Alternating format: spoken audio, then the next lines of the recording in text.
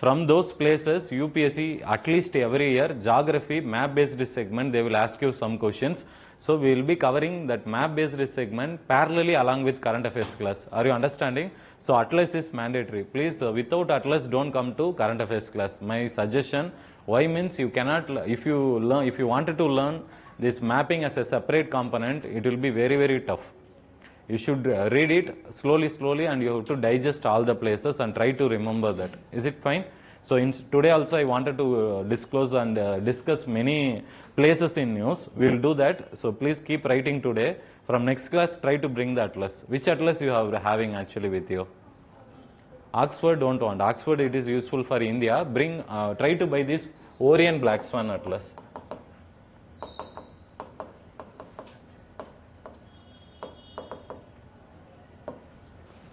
Yes, you have a Orient Black Swan.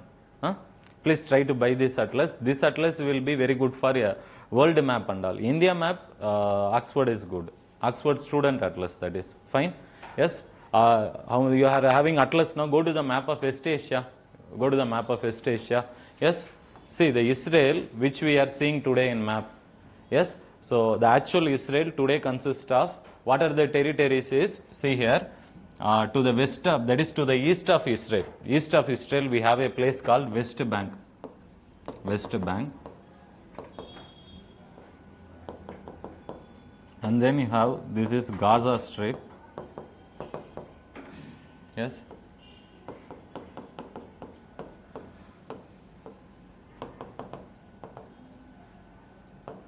This is Golan Heights. Yes. And you have something to the south, on the border with Egypt, you have something called Sinai Peninsula.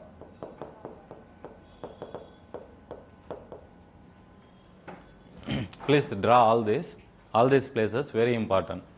Only then we can understand what is happening in Israel.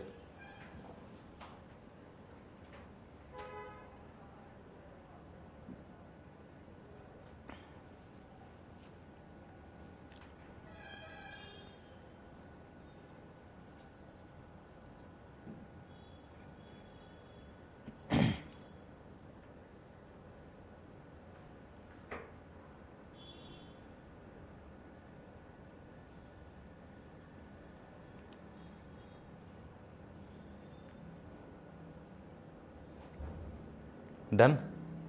Drawn? Yes? See, focus on this map. See, this is the the places whichever I have seen like marked here. Some of them are still controversial today. See, what happened is in the civilization long time back, both the Israel and Palestine, which we are calling as state today, two different states, these people, they existed together in this particular land. Is it clear? So it belonged to both of them. But during a point of time, that ancient time, what happened is a few Jews, a segment of Jews, they, for economic reasons, they got some employment opportunities in Europe and then USA. So they went and worked over there. And in the course of time, what happened is the world went through two world wars. What are they? World War I, when it happened? 1914 to 1918. And then we had the Second World War. That is 1939 to 45. So these two world wars happened. And in the course of the war, what happened is, in the Second World War, we know very well, Adolf Hitler, he particularly attacked the Jewish community. What is the reason for that? This was actually my interview question. When I went, the second time interview when I went, they started with modern history class over now. What is Congress Socialistic Party? Who founded it? Anybody? Yevohuma. Congress, I am saying Congress Socialistic Party. I am not asking Indian National Congress who founded it. I have not heard. You know, there is a person called Acharya Jaiprakash Narayanan. Anybody heard about it?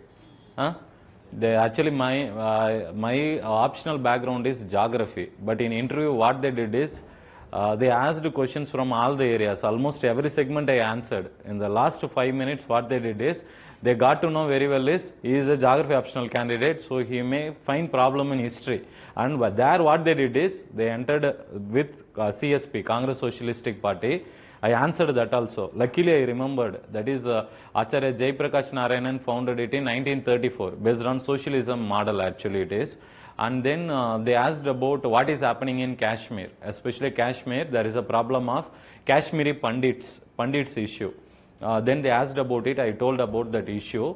Then they asked me to compare this incident internationally anywhere. Same like this, genocide has been practiced on any particular community. Can you tell me an example? They asked me. Obviously, I remembered immediately Jewish community only, and I told Hitler did this against Jewish community.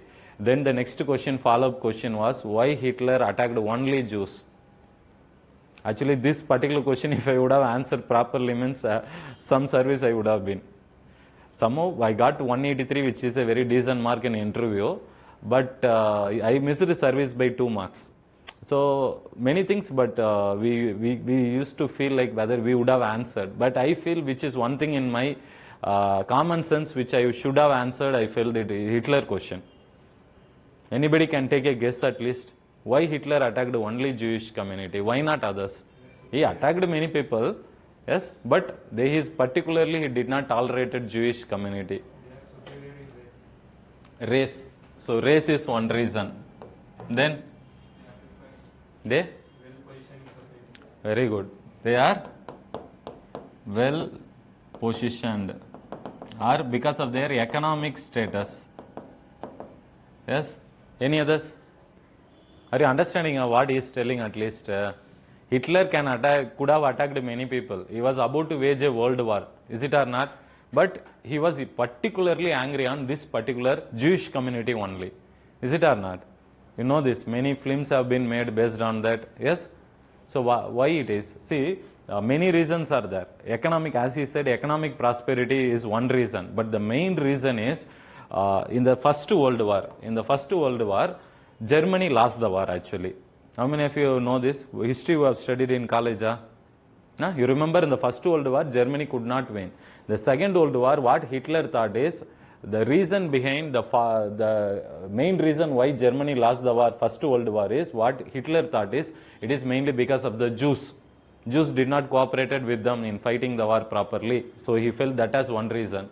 Second reason, as he said, economic reason. That is, in his country, what he observed is, most of the Jewish community are prosperous, well educated, well settled, and they engage in lot of research and journalism activities also. So overall in a society they are much respectful and economically prosperous community. But on the other side, it was not the case with his own people. Is it clear? So there, due to this also, Hitler felt a bit jealous about Jewish community. Is it clear? So due to all this, even race as other reasons, due to these multiple reasons, he particularly targeted whom? Jewish community. Is it clear? So after that, many Jews has been, tortured in the course of the war by Hitler. And lot of them fled from Germany also. That is, from Europe, they wanted to resettle to where? To their homeland. Is it clear? So this was something which happened in the course of the war. But before that, in the time of First World War phase itself, there is a famous declaration which is called as, please write this. That is, it is called Balfour Declaration. Balfour Declaration.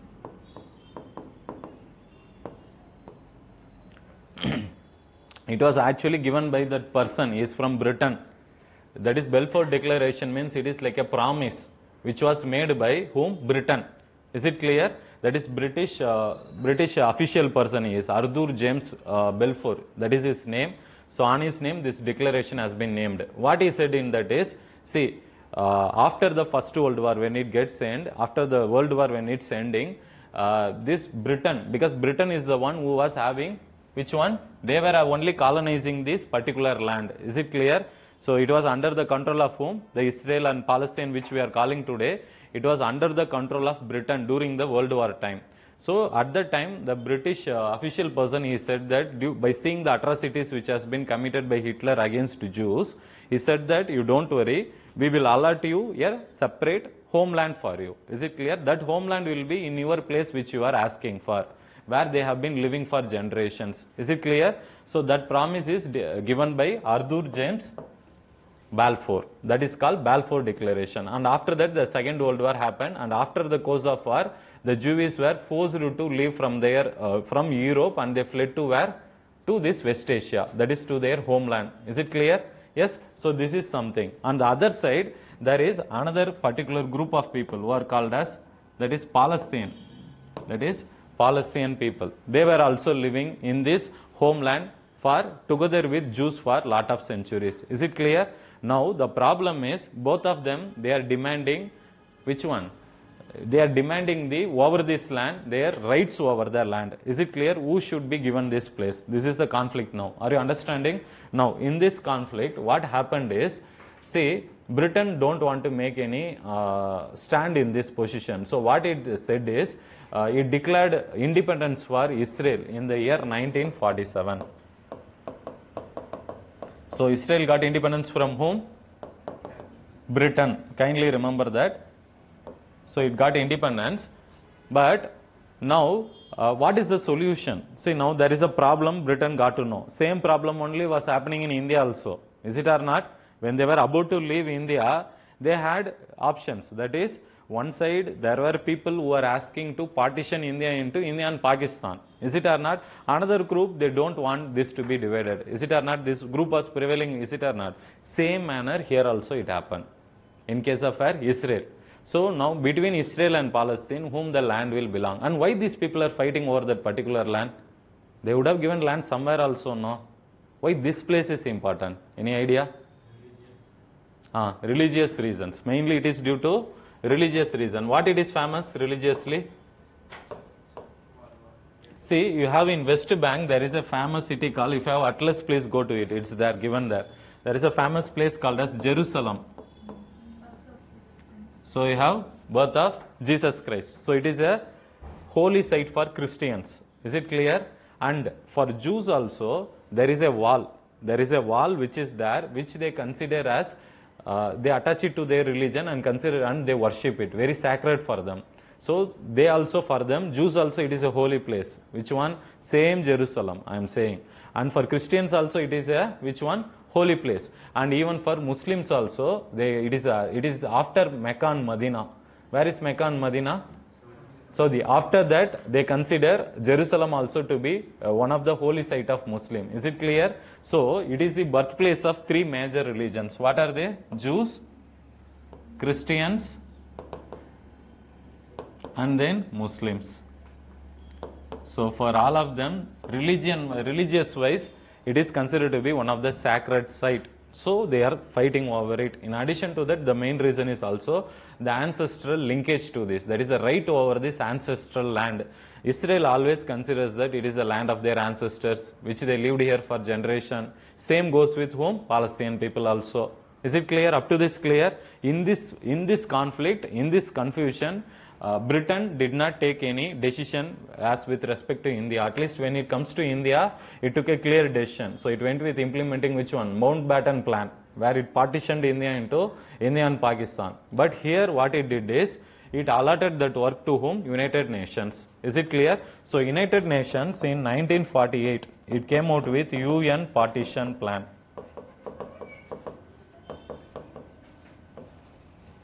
United Nations came out with a partition plan. What is the plan is, see, two countries are asking, is it or not?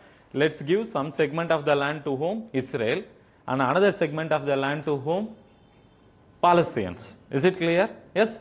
So this is the partition plan which has been given by UN, but which was immediately it was not recognized by especially Palestinian and Arab states. Is it clear? Who are those Arab states? Neighboring countries. See the atlas. Which are the countries which are bordering this Israel? Yes. See, you have various states such as, that is, here you have Syria. Yes. And then you have Lebanon. Lebanon is there. Lebanon will come here, right? Syria, Lebanon, and then Jordan is there. Here Jordan. So here Lebanon, here Jordan. Yes. And you also have here, that is UAE, Saudi Arabia. Yes. Saudi Arabia, UAE. Yes. So all these countries are Muslim countries. That is Arab countries we say. Now what happens is, see, up to this we understood clearly.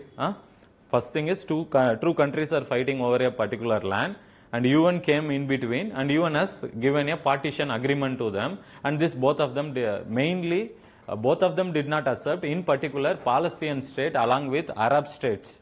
Is it clear? They did not accept it. Is it clear? Because who is actually inhabiting this Palestinian land? Mostly Muslim people. What category of Muslim people? Any idea? Not Shia. Sunni Muslim. Sunni Muslim. See, in Muslim religion you have two categories. One is Shia group, another is Sunni group.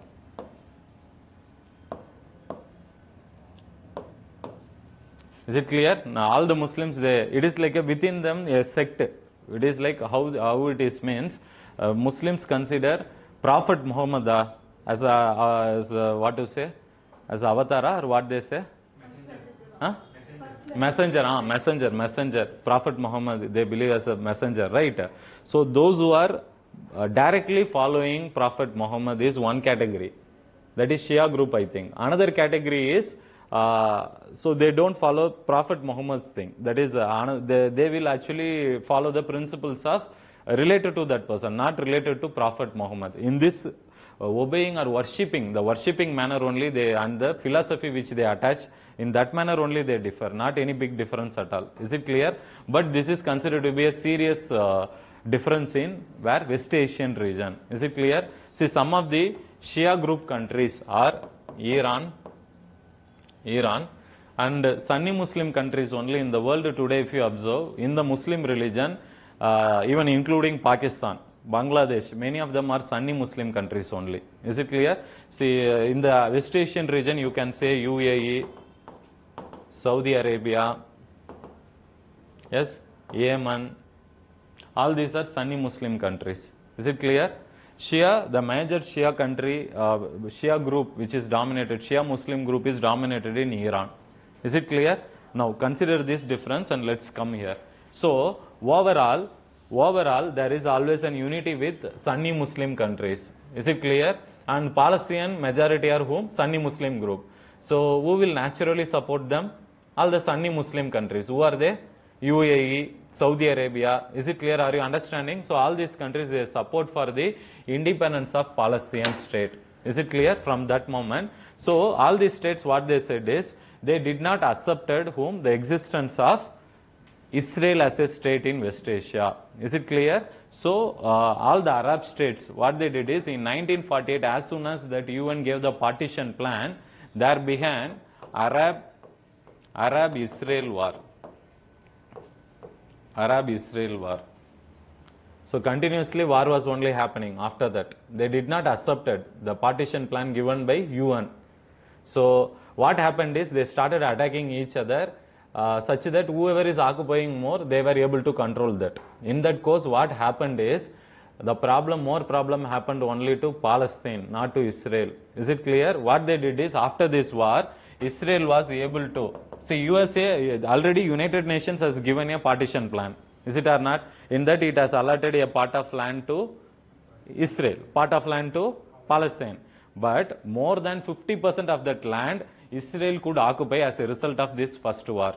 Is it clear? So what Israel did? Israel was able to gain 50% gain in territory. So this was the immediate result or cause of the war, incidents which happened. Is it fine? So later what happened? After the cause of war, see, again one more famous war happened in 1967. That is also called as 6-Day War. 6-Day War.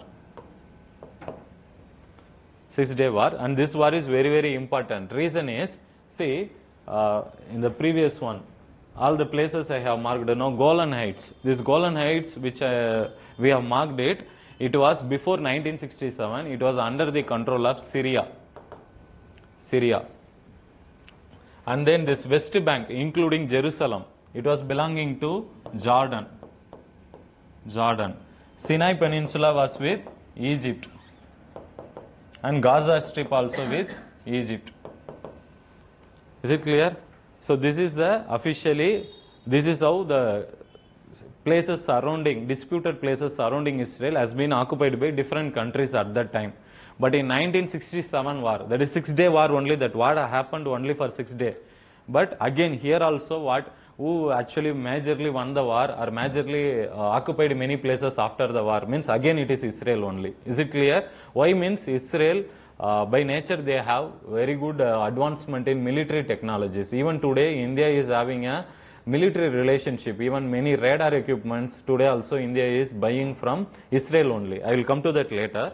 So what happened after this war? Israel almost took control over Golan Heights, West Bank, Jerusalem, and then Gaza Strip, and then Sinai Peninsula. Is it clear? First course of war, they almost gained 50% more territory. And the another important 1967 war, what they did? They almost conquered all the remaining places, especially disputed places. Is it clear up to this? Yes? So, after this, what happened? After this, up to this, you are able to understand what's happening in Israel-Palestine. So, after this, that is in the year 1964, that is Palestinian Liberation Organization. Palestinian Liberation Organization was founded in the year 1964.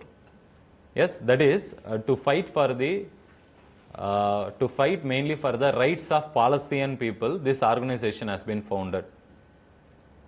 Is it clear? Because Israel has been able to continuously winning the war, and it is occupying most of the Palestinian territories, which UN has officially declared the territories or land areas which will belong to Palestine. Even those areas has been occupied by Israel now after the war.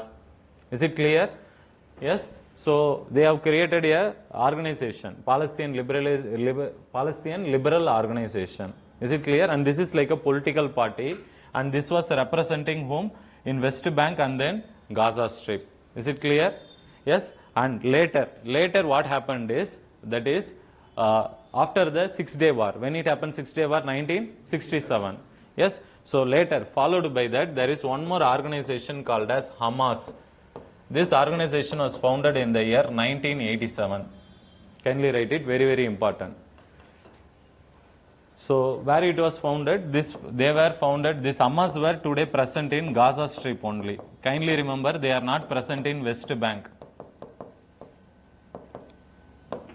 Hamas are present here only,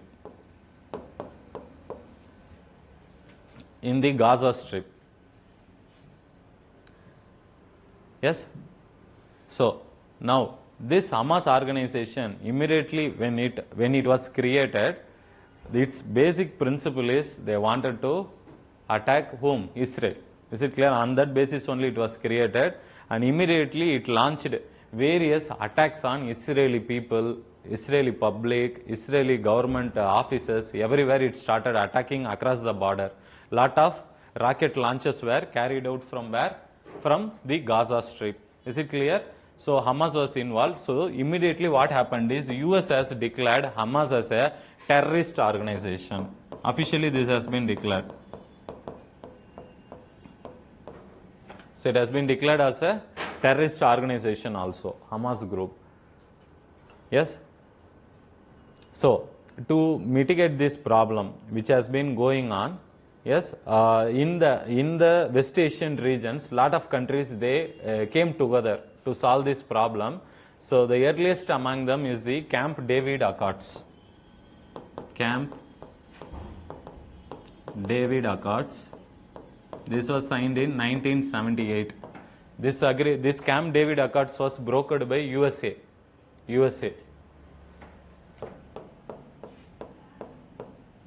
USA mediated or brokered the peace accord. Yes, continuously war is happening, is it or not? After the Britain is leaving this particular region, Israel or Palestinian region, continuously various Arab states and Israel is fighting war only. So to solve that, internationally many countries including USA, they wanted to solve this Israel-Palestinian crisis. Is it clear? Yes. So to solve that, they initially created a peace accord, peace meeting That meeting has been brokered or mediated by USA only, along with all these Israel, Palestinian countries and Arab countries. And later, followed by that, the most famous, followed by that peace accord is also called Oslo Peace Accord. Oslo Peace Accord. That is, this is a famous peace accord. This they can ask you in UPSC prelims exam. Kindly read it, very important. This was, peace accord was signed in 1993. So this is the, in 1993, this is the time when Israel started officially, Israel and Palestine, they both started recognizing each other territory. Is it clear? See, they got to know very well. Most of the, see, even today also if you observe, most, that is Gaza Strip is under the control of Palestinian state. And West Bank, here the crucial areas, that is Jerusalem and all, it has been under the control of whom? Israel only. Is it clear? And remaining areas, Palestinian state, it is under the control of PLO, Palestinian Liberation Organization. But since Israel has occupied majority of the areas, so this peace accord was considered very important. But in Oslo Peace Accord is the first time when Israel openly said, okay, I will accept whatever Palestinian land today you are having, that I will accept it as your territory, and whatever territory we Israel are residing today, that you should accept it. Are you understanding? So that mutual acceptance came in Oslo Peace Accord. Is it clear? Till then they both were feeling like they should not exist, these people should not exist, and they started fighting war against each other. Is it clear? Yes. So this Oslo Peace Accord is one, and the latest being followed by this, because again even after this peace accord also, again Hamas started attacking whom? Israeli state continuously, and this peace accord could not successfully come out. So later, very recently, there is a famous Abraham Accord. This was signed in 2020, very recently.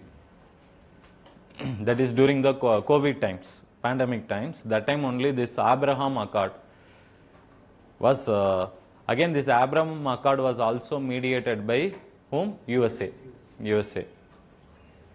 So it was mediated by USA, and then in these participant countries were Sudan, Morocco, Kuwait, Qatar, yes, and UAE. I think Kuwait won't come. Qatar and UAE. Sudan, Morocco, Qatar and UAE. These five countries, they participated in Abraham Accord. And what is this objective is, again, to that is, now all the countries, especially in the Muslim dominated, it's a Muslim countries dominated region, is it or not? Although there is a divide is there in the name of Shia group and Sunni group, but overall it is a Islamic religion, and here only exception being which one? Jewish state. Jews is a different religion, is it or not? So overall all the Arab states, they were first not at all recognizing the right to existence of Israel. But after the continuous winning of Israel over Palestine, they came to the acceptance in Abraham Accord. In this time, what they understood is, Israel mainly understood is, we should at least get the support of some Muslim majority countries, because all the times you cannot create problem with them. Is it clear? So the main success of Abraham Accord is the participation of UAE, because UAE, Shia group or Sunni group Muslims are more?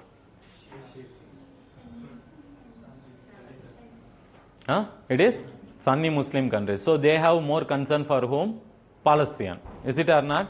Yes. So among the Arab states, the dominant country, prominent country who can make a major decision is UAE, by bringing UAE under this peace accord. Which peace accord? Abraham Peace Accord.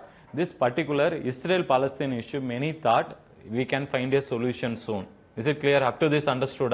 This was what was happening in the last 50-70 years. With respect to Israel-Palestine. Now what happened? Very recently, that is last year, October 7th, 2023. What happened is, we have this Hamas organization. Where they are located, Hamas?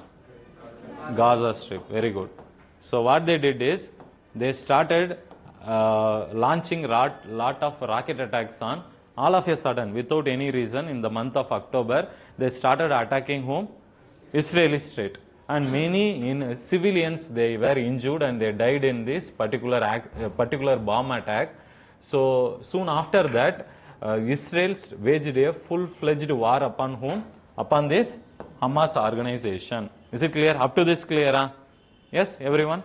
Yes, now we have to understand the geopolitics in this region. Is it clear? Now what happened? See, initially it was a war between Israel versus Palestine. Is it clear? Up to this you have understood that? But today, this war which is happening in Israel-Palestine is soon, it may become a global war. Why sir global war? Means today what is happening is in West Asia, see this Hamas as an organization, they are actually funded by Iran. Iran. Is it clear? Write it, very important. See, Iran is a Shia Muslim country or Sunni Muslim country? Tell me. Shia Muslim country. But see, it is concerned about the problems of Sunni Muslims, because here there is one more story behind it. I will come to that. First write this. Why they are supporting them? Because Iran and Israel, they don't exist. They don't like each other together. Both Iran and Israel. Is it clear? There is a reason behind it. I will come to that. You have to understand about Iran's political history for that. But first you understand, now Iran is supporting whom? Indirectly Hamas, which is which group? Civilian group or terrorist group? It has been declared terrorist organization by USA that time only. In 1987 when it was founded only, the main objective behind it is, they say there is a term in Islam, they say, that is the attacks carried by Hamas organization is called as Intifada. Intifada. Intifada means it is like mini war like scenario. When this 1987, when this organization was founded only, they started attacking Israel for no reason. Is it clear? Because their objective is they don't want the existence of Israel as a state. That's the main objective. That is the reason they were attacking, and Israel is using this Hamas group as a, what to say, as an ally or support for them. Are you understanding? And Israel today also, it is supporting and funding this Hamas organization. It is supplying a lot of military weapons, bombs, and even some training also they are giving. It is believed that they are training this Hamas group actually. Is it clear? And there is one more organization here. Lebanon is there. Lebanon, I told, there is a border, right? In the southern Lebanon, there is one more group which is called as Hezbollah group. Hezbollah group. This is also a militant group. This is also a militant group, like Hamas only. And this Hezbollah group is also one of the supporters or allies of Iran.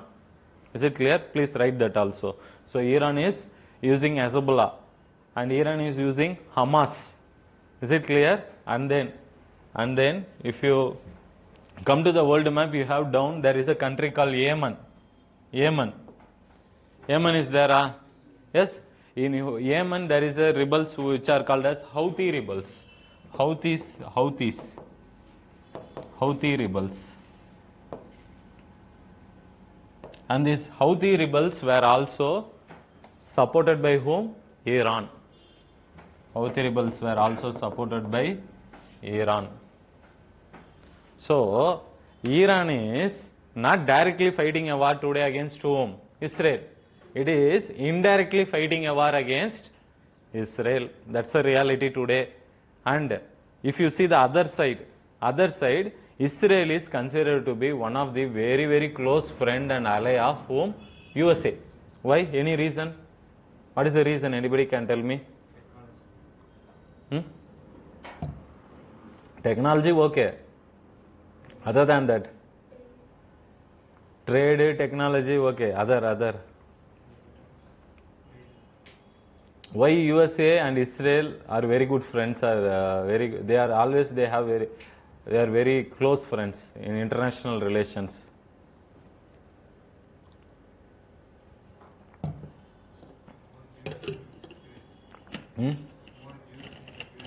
More?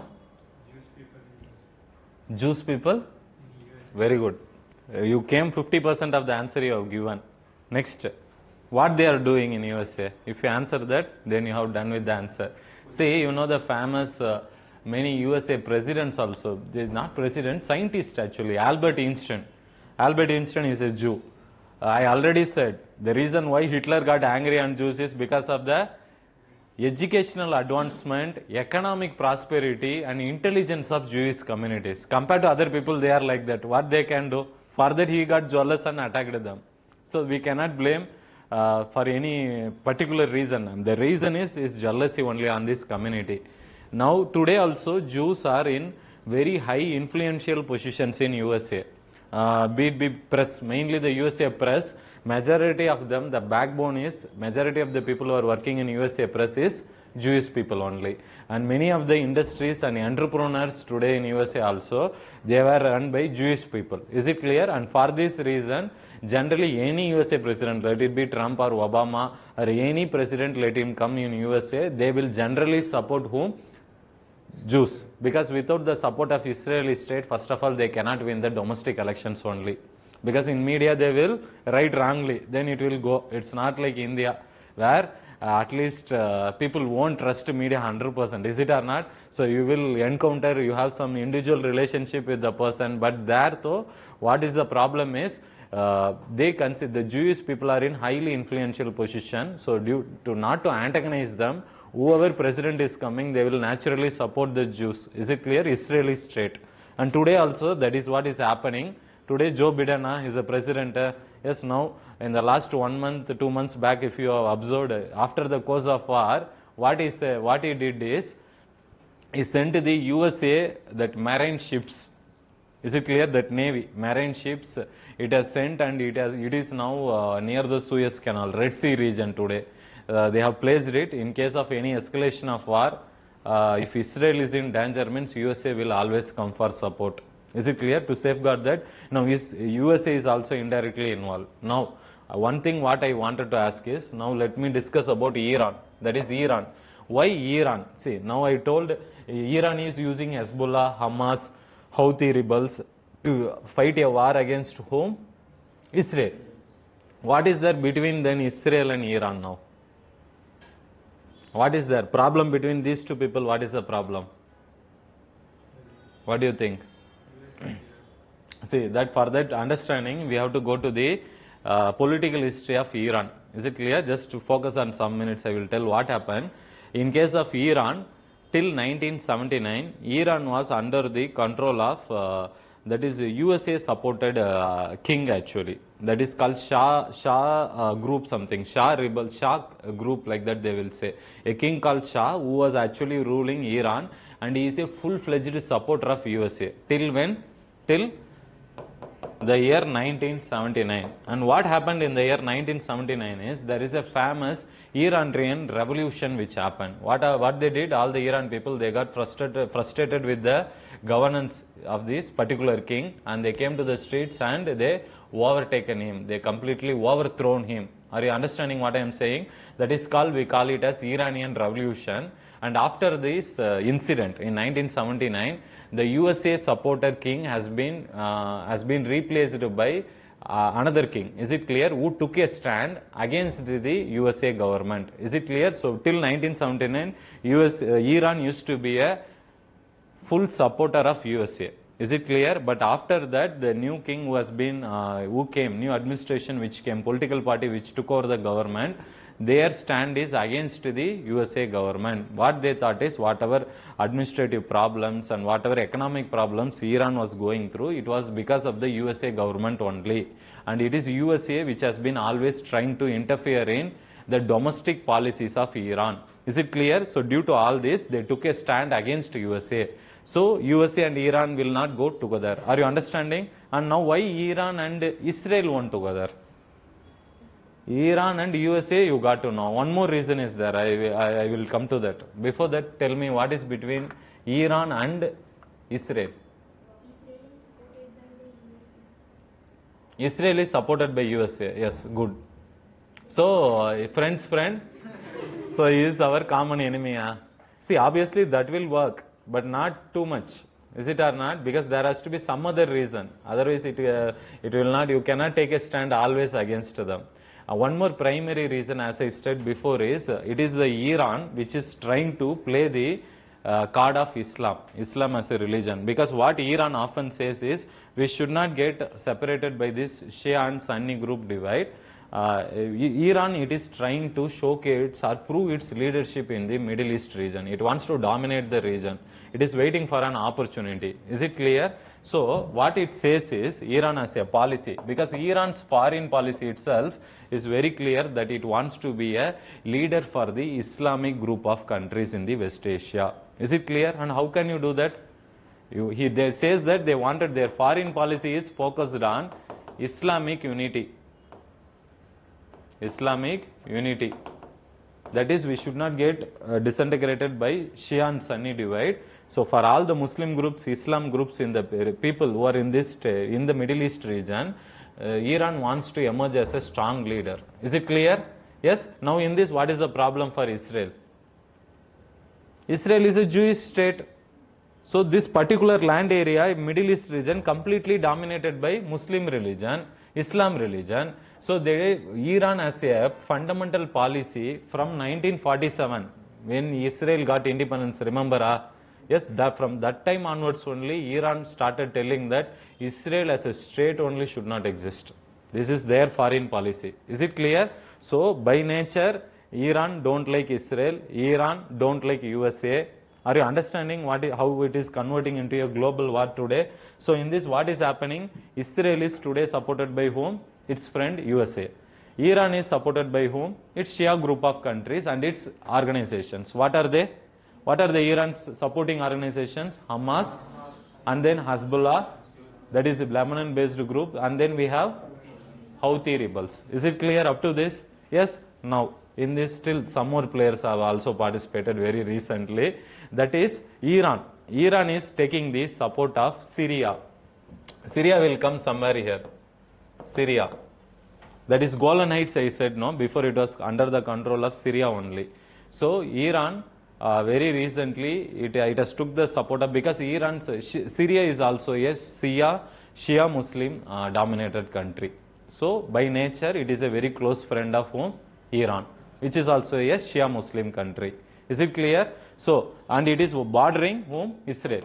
And from using Syria, Iran is using Syria as a as a mediator, and it is using Syria to attack whom?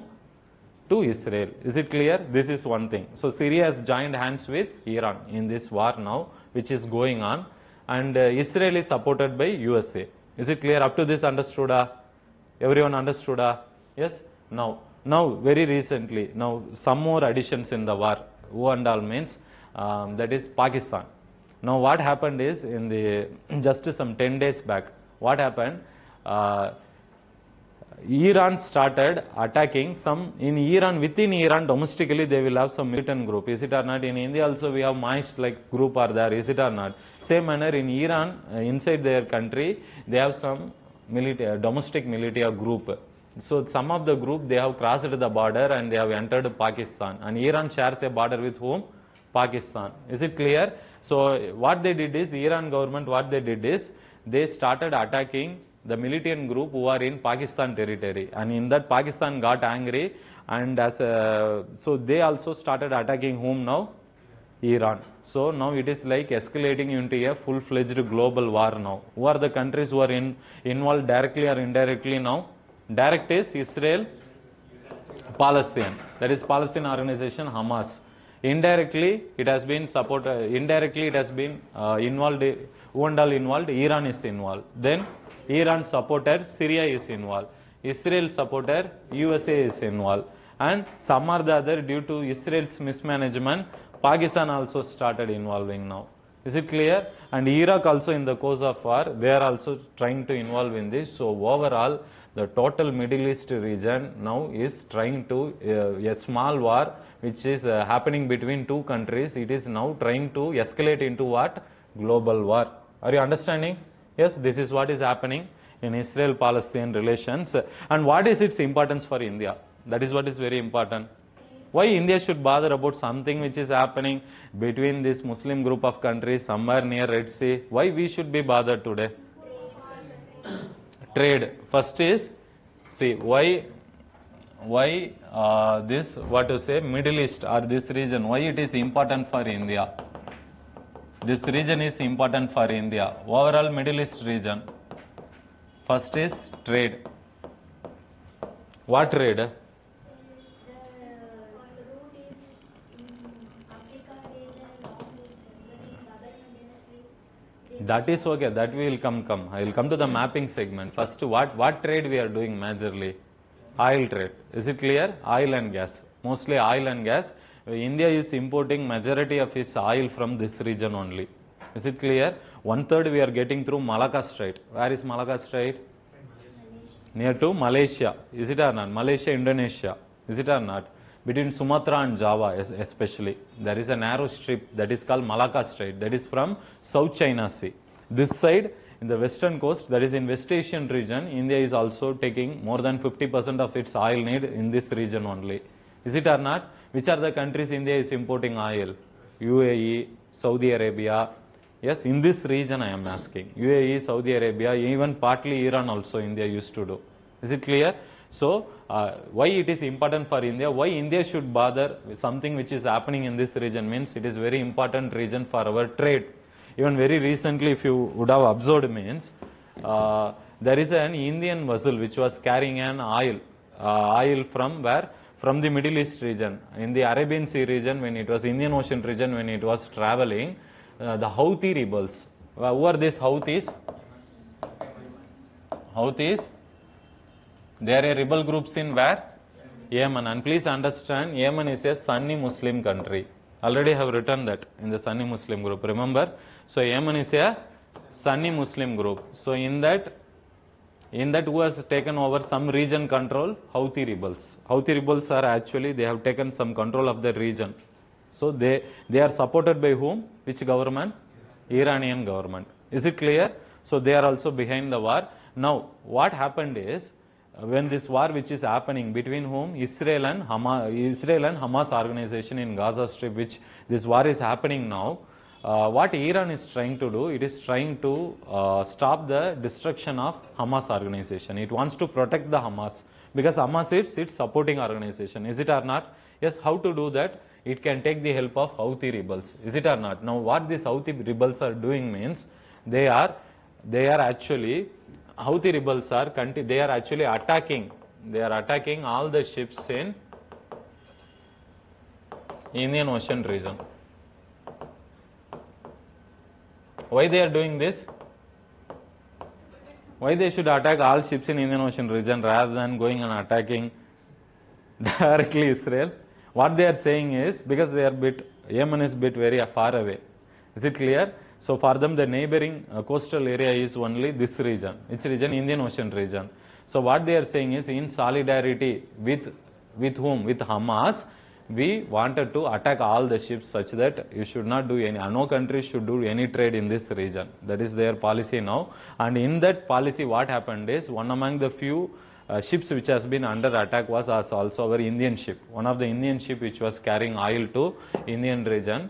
And in that, some of our Indian Navy, they went and they actually rescued that ship.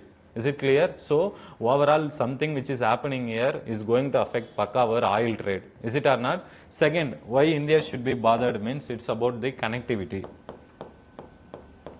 Connectivity. What connectivity? Yes, see, if you look at this particular region, that is this African region, this yes, so this is Mediterranean Sea, this is Red Sea. Where is Strait of Bab el-Mandeb will come? Huh?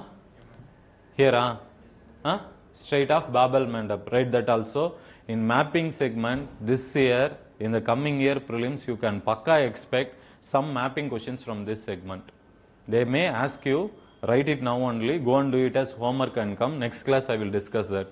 Go and see which are the countries which are bordering Red Sea. Please write it. Which are the countries which are bordering Red Sea and which are the countries which are bordering Strait of Bab el-Mandeb. Strait of Bab el-Mandeb. and Mediterranean Sea. Please list all the countries. UPSC may ask you. And one more, some very important here, one canal is located. What is that canal? You have this Suez Canal, that is in Sinai Peninsula near Egypt. We have studied, no? There only this canal, that is the famous Suez Canal. And what is the main advantage of this is, today from Europe, if anybody wants to trade with India or Asian country, before they used to encircle full Africa and they used to come. After the coming up of Suez Canal, they can actually save lot of their fuel cost as well as transportation cost. Is it or not? And today, due to this war which is happening in this region, the Suez Canal might be blocked very soon, because whichever ship is passing through this particular region, here Houthis are located and the Houthis are completely attacking them. So it is disturbing the maritime trade. Is it clear? So countries like India, we are considering some alternative to Suez Canal route. Is it clear? And what is that? I will discuss in one more topic. That is, there is something called as India, Myanmar, East Europe corridor. India should start thinking about this corridor, which it has, the plan has been proposed. So I will talk about that also. Next topic I will talk about that. Just understand that there is a necessity for us to explore alternative to Suez Canal route because of disruption in this region. Is it clear? Any other thing? Any other thing India should be bothered about this region? That's all. Only trade, no people. Or Indians are there or not in Middle East? Anything which is happening, we should be least bothered in this region. So many of the Indians are working in Saudi Arabia, Middle East regions. Is it or not? Especially Keralites. Lot of people are working there.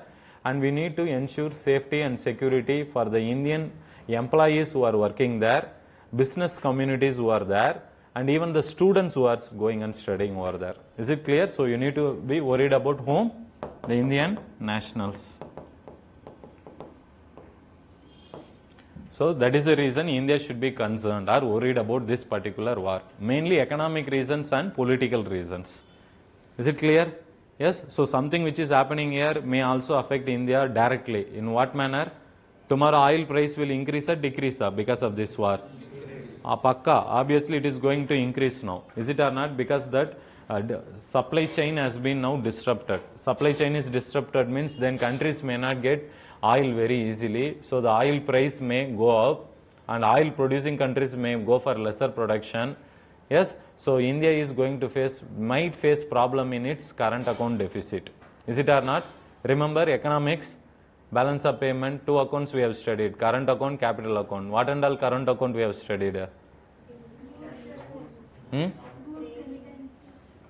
Trade in goods, trade in services, and then remittances. Is it clear? All this will be covered under current account. So today any increase in oil price means it will be coming under trade in goods, export and import. So imports will rise, import bill will rise. Is it or not? If today, instead of buying today cheaply, tomorrow we will be asked to buy very costly, expensive. Oil will be expensive means our current account will affected. Is it clear? So overall it will affect Indian economy. Is it clear? So we need to be bothered about this. Fine. Now what they have given in the notes, please go through. Now you can understand. So now you got some idea what's happening in Israel-Palestine war. Yes. So this is something very deep historical problem. And what way Israel is important for India means, as I said before, Israel is supporting India in lot of military hardware, military equipments. In particular, it is supplying lot of radar equipments to India. Is it clear? We have bought from Israel lot of these radar equipments, and we are also using this some unmanned aerial vehicles also. Unmanned aerial vehicles, that is drones. They have the latest radar technology which India is using near the Pakistan border also today. We have bought it from Israel. So Israel is helping India militarily, that is strategically. Strategically they are trying to help India, and Israel is also important for India. What are the other reasons do you think? Why Israel is important for India? Israel and India, they have very good relationship. You know that? Strategically we have been very closer, and Israel is also known for agriculture. Is it clear? That is, in particular, what is that kind of agriculture they practice? Huh? That is without soil, doing agriculture without soil. What is that called? Hydroponics. Yes, that kind of cultivation is very famous, and even Israel, they are very good. They are very famous for desalination plants. Even very recently, Israel has promised India to supply some desalination plants to India also. Is it clear? So, a lot of military hardware technologies, and then desalination plants, medicines. So, latest technologies, in many ways, Israel is helping India. Is it clear? So, we cannot afford to miss Israel in our foreign policy. But other side, what is the India's stand on Israel-Palestinian dispute? What is India's stand? What do you think? See, India was one among the few countries. In 1948 only, we have recognized the existence of Palestine as a state. Today also, India supports the existence of Palestine. Is it clear? Yes. So, that is our part of our foreign policy. But in a way, we have some dependency on Israel as well. Is it clear? So, we take their mutual help as well. But our foreign policy is independent foreign policy, you know very well. But as a policy, we support the existence of peaceful Palestinian state. Is it clear? So, that is the stand of India in this particular issue. Fine? Understood? Any doubts on this topic? What has happened in Israel? Tell me shortly. It is a basic, what is the basic crux of this Israel-Palestinian dispute you understood? Why they are fighting this war? Religion or land? So, basically it is that land, but there comes the additional point of religion as well. Is it clear? But basically it is not a religious dispute directly. It is a over the sovereignty of land. That is where this problem comes in, and later it has been internationalized. Is it clear? Yes? So, what is the solution you can give for this Israel-Palestine dispute? How we can end this? Any idea? Any idea? Any solution you want to give? What you can give to stop this war? You can stop this war, or it will be like that only? Huh? You understood now why they are fighting war? How can you at least reduce the intensity of war or give some solution to the war? How can you stop the war? Compromising both the countries. See, already USA is doing. Is it clear? And Israel also has understood very well. See, Israel, for them, they are militarily very strong technological power, and it has a very good air force. Is it clear? And Iran does not have a very good air force. Tomorrow, if Iran is coming and directly attacking, in case if they started attacking missile directly from Iran to Israel territory, means Israel will kill them with their air force only. They don't need to take their army and navy, just their air force and their intelligence agency. Israel is very good in its spy agency called Mossad. It is very world number one spy agency is Mossad only.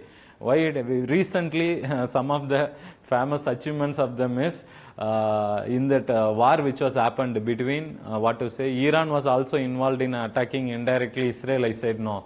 In the last 2-3 years, at that time what they did is Israel, using its Mossad, that is spy agency, it started killing many of the scientists of Iranian people. Many Iranian scientists were outside, extraterritorially, when they were traveling in flight, when they were traveling in some place, many of them were killed. By whom? Mossad. Is it clear? Within their territory only, not even outside the country. To such a way, Israel is very good with their spy agency. So everybody knows that. That is also one reason. Iran also don't want to fight a war directly with Israel. They know very well they cannot win the war. That is the reason they are taking the support of whom? Hezbollah, and then Hamas, and then Houthi rebels. Is it clear? So this is how it is going, and the solution can be through better implementation of Abraham Accords. Is it clear? Because Oslo Accord is one of the first thing in which in which Israel publicly told we are accepting the existence of Palestine, or else from 1947 when Israel got independence, from that time they never recognized the existence of Palestinian state. They told that this land belongs to Israel. That was their stand till when?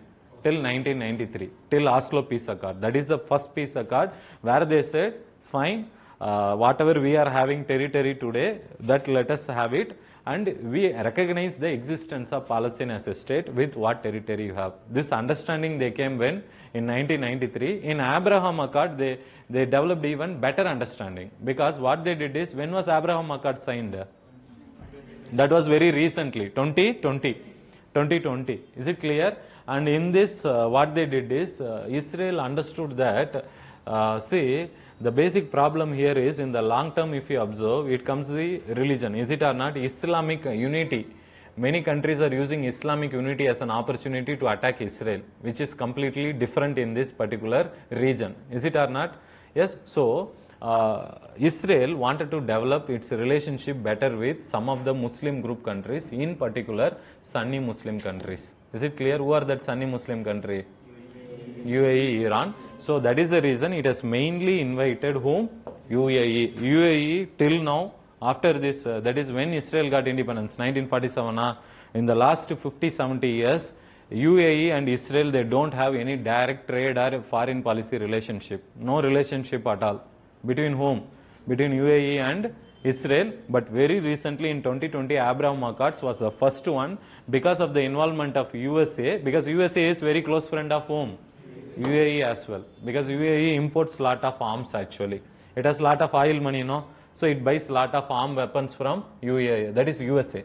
Is it clear? So for that matter, they are very good friends in this region. So in that process, because of that friendship which USA is having with UAE, it has invited UAE to have a peaceful negotiation with whom? To Israel. Is it clear? So we should make this Abraham Accord to work in practical. You don't need any extraordinary solution and all to the issue. The country should accept the existence of Palestinian state, first of all, and even the existence of Israel as well.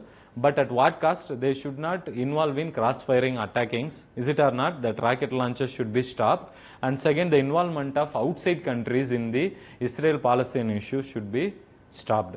Is it clear? Only then we can find some solution to the issue. Otherwise, it has become now a small problem, bilateral problem, today has escalated into an international problem. Is it clear? Where every country is involved in the war directly or indirectly. And they have been asked to take a stand also. So we need to find a solution for this through better implementation of Abraham Accord. Because in Abraham Accord only, Israel openly said they are ready to have negotiations with Muslim states, especially Arab states like Sunni Muslim countries. Before that, they never came out with such kind of standings, the talks for negotiation. Is it clear? Understood? Everyone understood? It was like some story only, but all these are very important to understand what is happening in Israel-Palestine today. Even this year, whoever is going to UPSC interview, they might be asked a question on this particular issue. So what do you think about the Israel-Palestine war impact on India? Is it clear? While explaining the impact, what they should not miss? Impact I am asking Abraham Accord, why you are saying? That is solution, no? What impact it is having? Trade, tourism, this oil, water, the connectivity, this and all, everyone will say. Main thing what you should not miss is the recent Houthi attack on the Indian, that is cargo ship, which was carrying oil. Is it clear? So it should not be just seen as war between two states. Rather today it is the involvement of many states in the Middle East region. Clear? Understood? Yes? We will go to the next topic now. So see that what are the important points they have given. Everybody is having this material. Please go to that bulletin, that highlighted points only you see. See, extension of war on Gaza. The conflict has expanded to involve Israel, Hamas, Hezbollah, Iranian commanders and militias in Lebanon, Syria, Iraq and Yemen. You understood? Why they all are involved? Everyone? Yes? Yes, so go through everything. Come to the impact on international law, next heading in that. The situation is characterized by regional anarchy. Is it given? Why? Because see, now no countries are following international law. Is it or not? Now what is happening in Middle East is, they are telling that my country's security is in danger and they are going and fighting an international war. In this way, all the countries are now involved in the Middle East region. So they have to respect the international law and order. That is what is missing. That is what they are telling here. See that next point also, they disregard international laws. See only the bulletin thing, bold things. They were taking independent and unilateral military measures. Is it or not? Who and all doing? Iran is also doing. Hamas is also doing. Hezbollah is also doing. Houthis are also doing. Nobody is respecting international law. That is the problem. Still, it's an ongoing crisis. Yes. So we have to wait and watch what's going to happen. Any future negotiation or any peace accord, newly if it is going to come, that might catch UPSC examiners' attention. Is it clear? Till then, you have to closely follow what impact it has on India. That is what you should do. You should keep your focus, which they can ask in your mains exam.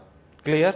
Prelims exam, they will pakka ask you map-based questions here. What are some of the map-based questions they can ask? You have straight up. See that, go to the world map. You also have Yemen, Yemen, Oman. Yes, Gulf of Aden is there. Gulf of Aden, mark that also. Yes, map-based questions, pakka we can expect. They may ask you which are the countries which are in Middle East region, which countries are bordering Mediterranean Sea region, can be the question. And in options, they will give you Israel, Lebanon, Syria, Iraq. What is the answer? You have atlas only, you can say, I know. Only is having, you tell me. Others can't even take a guess, I know. Huh? Who is not having border? Iraq. Lebanon is having Red Sea. I am not asking Mediterranean Sea. Sorry, Mediterranean Sea I am asking, not Red Sea. Mediterranean Sea, Israel is having, Lebanon is having, Syria is having. Syria is also having. Who is not having? Iraq is only not having. Clear? Like this, questions any kind can be generated and asked in exam. Please be careful with map-based questions, which we can expect in exam. Is it clear? Shall we move to the next one? Everyone understood? Any questions on Israel-Palestine, you should be in a position to tell. Even if you sleep midnight, 2 o'clock, somebody is waking you up also. This is what is in Israel-Palestine, sir. You should know. Is it clear? You should not forget this, whatever is happening. Is it clear? And why Iran and USA also, they don't like each other are, there is one more reason. One reason is what I said. What is that reason? Because of the Islamic, that is a king which was before, there was a Shah kingdom which was supported by USA before, till Islamic Iran revolution in 1979. After that, there came a opposite group who actually took a stand against USA. Is it or not? In addition to that, always USA believes that not just USA, countries like USA and even Israel, they are telling that, they are actually alleging that Iran is doing nuclear weapons program. Nuclear weapons program. See, in Iran there is a place called Natanz. If you have an atlas, this city is there, please mark it. That is where a nuclear installation is there, nuclear plant. You know, nuclear plant can be operated in 2 purposes. You know that? Science and technology classes over.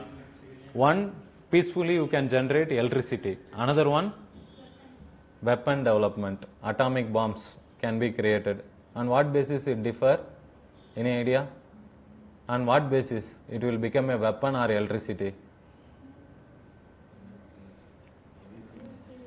Uranium, based on uranium enrichment. They will refine the uranium. Is it clear?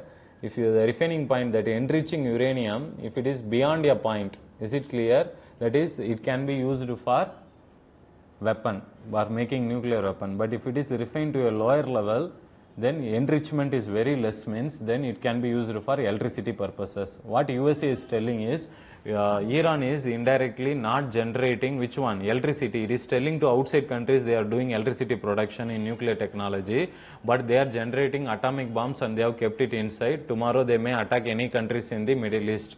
This is one theory which has been developed by whom?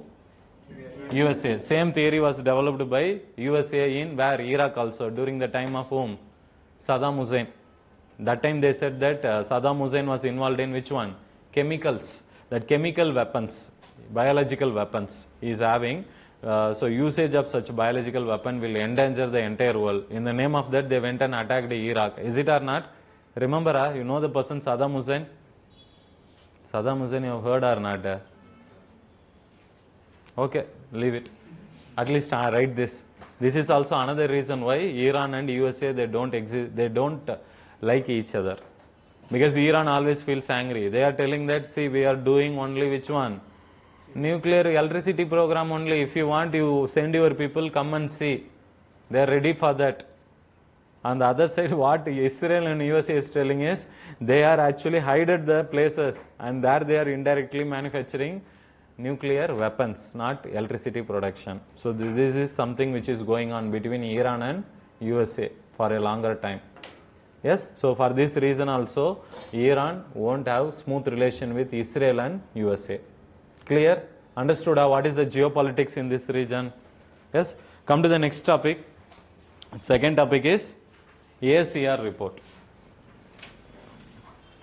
ASER.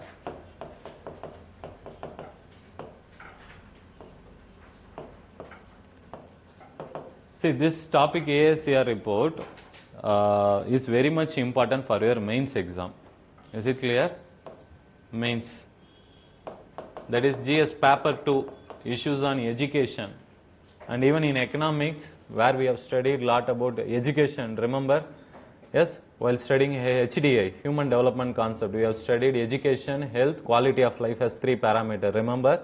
In that education concept, we have discussed about the problems in education. Is it or not? So whenever you discuss those problems, I always say use government data report. Is it or not? But this report is published by not government agency. It is published by an NGO which is called as Pratham Foundation. Pratham Foundation. This is an NGO.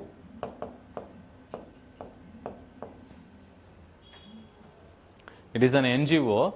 But this report, whichever report this Pratham Foundation is giving, government is using for its official purposes. That's why it is considered to be bit genuine and authentic document, which you can quote in your exams as well. Clear?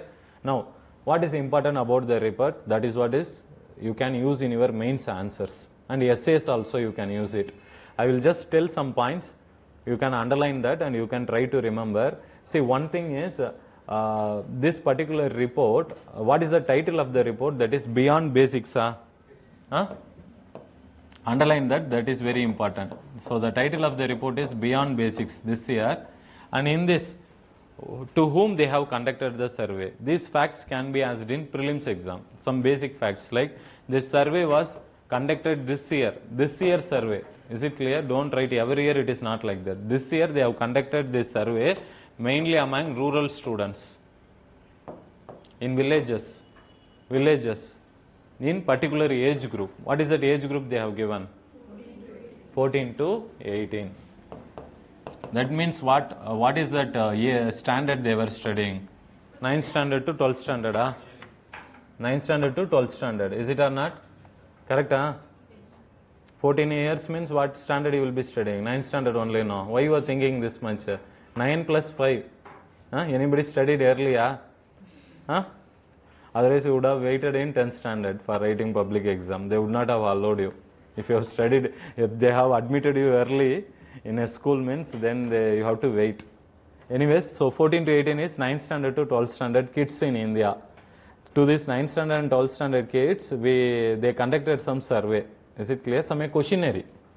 Who done that? Pratham Foundation.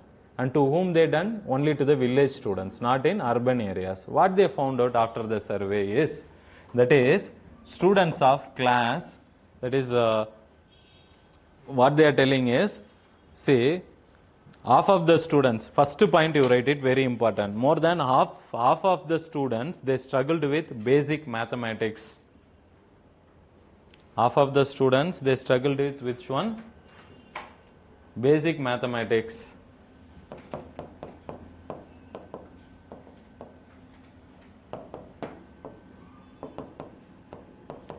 When they would have studied that basic maths, addition, subtraction, multiplication, that they have given in classes 3rd standard and 4th standard basic maths, addition, subtraction, multiplication, division, A 9th standard to 12th standard kid in a village area is unable to answer properly. See the quality of education which we are giving to the students in India. We talk about human capital, so many concepts. Think about the condition of education in India. Yes, but on the other side, our Prime Minister is talking about India to be soon the third largest country, GDP, economy-wise. What does sense it makes to the poor people in India, to a BPL people, to a village person in India? It does not make any sense at all. Let it be, you be third or first also, I don't bother. Because his condition is not improving now. There is only more Ambanis and Adanis are generating in India. Rich is getting richer, poor is getting poorer. Yes? So, we have to focus seriously on the quality of education. Second thing what they are saying is 25% of the students cannot read class 2. See that second thing, 25% means what? 1/4.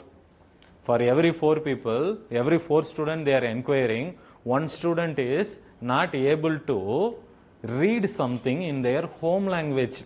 I am not talking about English. I am talking about their home language only. The basic textbook they are unable to read at what age?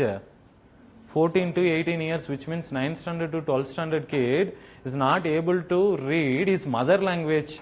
That means what education you have given to the kid? Is it or not? Yes, something seriously we need to think. So 25% of the age is 25% they cannot read class 2nd text. Cannot read class 2nd text in mother language. Yes. Third thing, one important thing, takeaway message or positive message which you can say is roughly around 87% enrollment is happening. In which year? See there. So there is an 86% enrollment in educational institution. In the age group of where? In the 14 to 18 years, how many are actually, the enrollment is how much? 87%.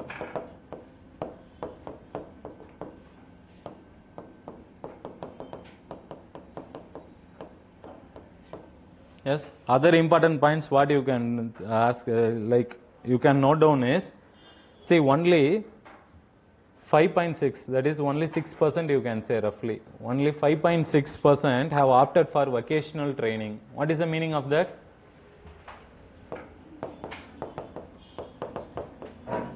What is vocational training? Extracurricular activities, playing football, cricket is vocational training. Huh? Something to improve the skills and get employed. Is it or not? To earn a better income. You engage in learning a new skill at the school, college level only. This is supported in our new educational policy 2020. Is it or not? And to do now, what is happening is not many students are coming and voluntarily learning these vocational training skills, even in villages. Is it clear? So that is something we need to improve. Only now for every 100 people, roughly 5 students are learning these vocational training skills. And one more thing is children opting for private tuition, that has increased. Yes, from 25 to 30%. Yes, you can note down, maybe you can use this data for writing any essay. You can quote it. And one more interesting thing is 90% of them, whoever has been surveyed, they all had which one? Smartphone. Yes. Now even BPL people also they have smartphone. Yes.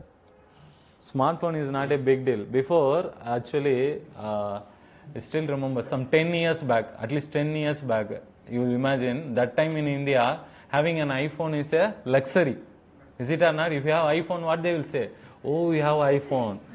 Today, I came across some statistics in newspaper only. Apple is actually opening now more factories in India. Reason being that it has Apple sales overall in the world, it has outnumbered Samsung sales. So now you cannot say Apple is a luxury item. It has become now an essential item. Is it or not? So the status markers keeps changing. Is it or not? Before having Rolls Royce, many will consider it is a life dream. Now the many are having. Is it or not? Yes. So that is how the things keeps changing. But when it comes to students, the 90% who have been surveyed, they all had smartphone. And one important thing what they are saying is they were unaware of online safety. Why they all are having smartphone? Why parents are buying them? That to village student, believing that they will do some online education. And this online education has become a gamble in India. It has become a big failure and disaster. I am not saying. Reports like government reports only they have told. In COVID times, online education has affected the negatively the quality of education. Students' retention and understanding, they could not understand clearly in which one? Online education. So we faced a lot of problems. Is it clear? Fine. So where you can use this report, especially in your any answers you are writing on education, you can use this. And any essay, something related to education you are writing, quote this report because this is the recent report and you can fetch extra marks for quoting that. Is it fine? Yes, let's go to the next one. What is the third topic they have given? Third one. And the two topics are repeated actually. Leave it. Second and third has been repeated. Go to the fourth one. Okay, India, Myanmar, India, Middle East, Europe corridor. India, Middle East, Europe corridor. Very, very, very important. When it was announced means it was announced in last year G20 meeting. When it was announced in G20 meeting which happened at New Delhi.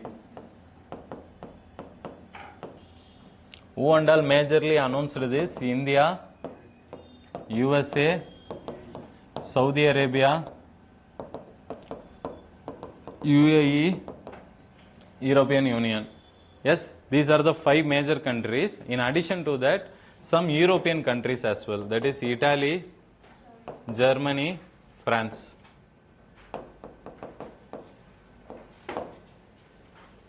These are the main members of India, Middle East, Europe corridor. And this India is considering as an alternative to which one? Suez Canal route because of the problem. Now we got an understanding that we cannot always keep our Indian Navy where? In the Indian Ocean region to safeguard each and every time you bring oil from Saudi Arabia or UAE in future. We understood the risk involved here. So, and second, it is very costly for India. We are not paying very cheap money and getting this oil. Yes, oil is very costly affair. So, we need to safely transport these shipments to India. So, to do it in a better manner, what India is thinking in the coming days, we cannot rely on which one? Suez Canal route. It's better we find an alternative to Suez Canal route. And that for that, this India, Middle East, Europe corridor is considered to be the best solution. Is it clear? Yes. So, these are the member countries who are involved. The main crucial members are whom? India, yes, particularly UAE, yes, and USA support is also very much important. Is it clear? Yes. And how this was announced? See, one thing is to implement this project. What we are trying to do in India, first we will understand that, then I will say what is the budget of this corridor. Is it clear?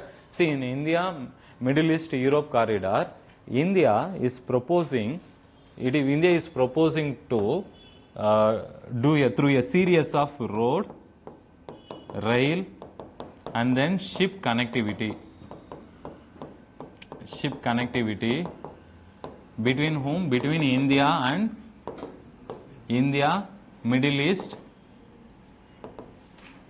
and Europe. So we wanted to connect these 3 countries. India, Middle East and Europe.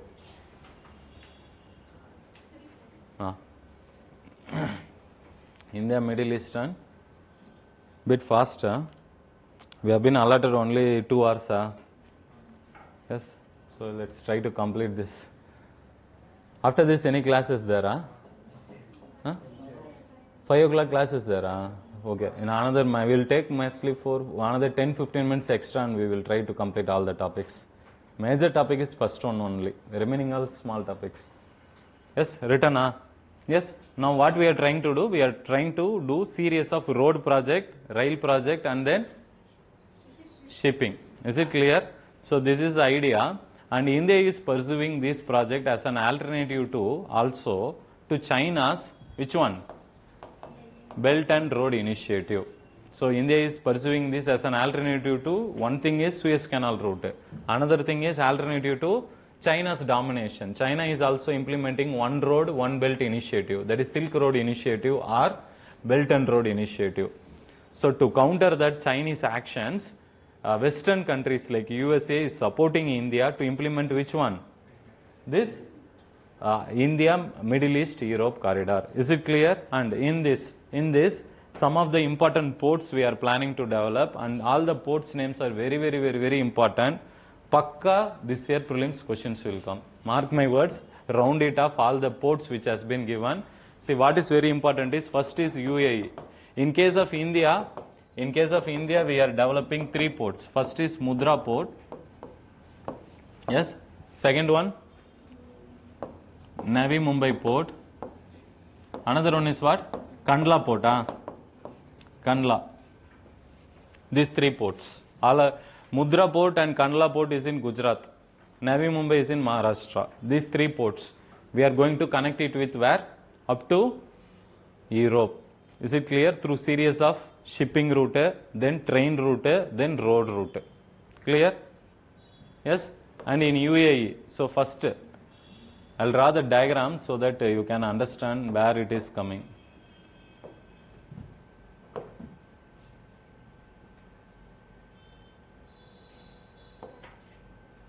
Yes? See, from Gujarat region, first we are going directly to UAE. UAE is somewhere here it will come. So the first port from Navi Mumbai or Kandla or Mudra port, we will connect it with, in case of UAE, there is a port called Jebel Ali. Jebel Ali. We are trying to connect with this port. Is it clear? Yes? And then, after UAE, then you have Saudi Arabia. Saudi Arabia. In Saudi Arabia, what are the ports we are trying to develop is, what are they? Any idea? This topic I have taken already in class. Already I have taken. Okay. So, what are the ports they have given? Saudi Arabia. You have the famous places Riyadh, and then Fujairah is one port. Riyadh is Riyadh, Fujairah. Yes? And what are the other things they have given? There you are not given, see that. In Saudi Arabia, we are trying to connect with Fujairah. Yes? Riyadh.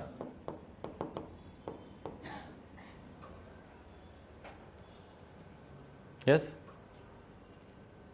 We are trying to connect with this, and then after that, then Jordan, it will pass through Jordan, and then it will pass through Israel. In Israel, we are planning to develop Haifa port. Port called Haifa in Israel. Yes? So after Israel, it will reach, from Israel there is Greece. So in Greece, what is that? Protiesa. What is that place? Spell me. Protiesa. See that spelling? Huh? Given or not? Not given. Okay. Proteus it will come. Proteus. In case of Greece, and then from Greece, then it will extend to even other places in Europe. What are the countries I said? Italy, Germany, France. Yes? So in Italy, we have Messina port. It will connect there. And then in France, you have Marshall's port. So these are some of the ports India is planning to connect. And one more thing, in Saudi Arabia, Fujairah and Riyadh, let it be. Actually, I missed important place, that is Dammam,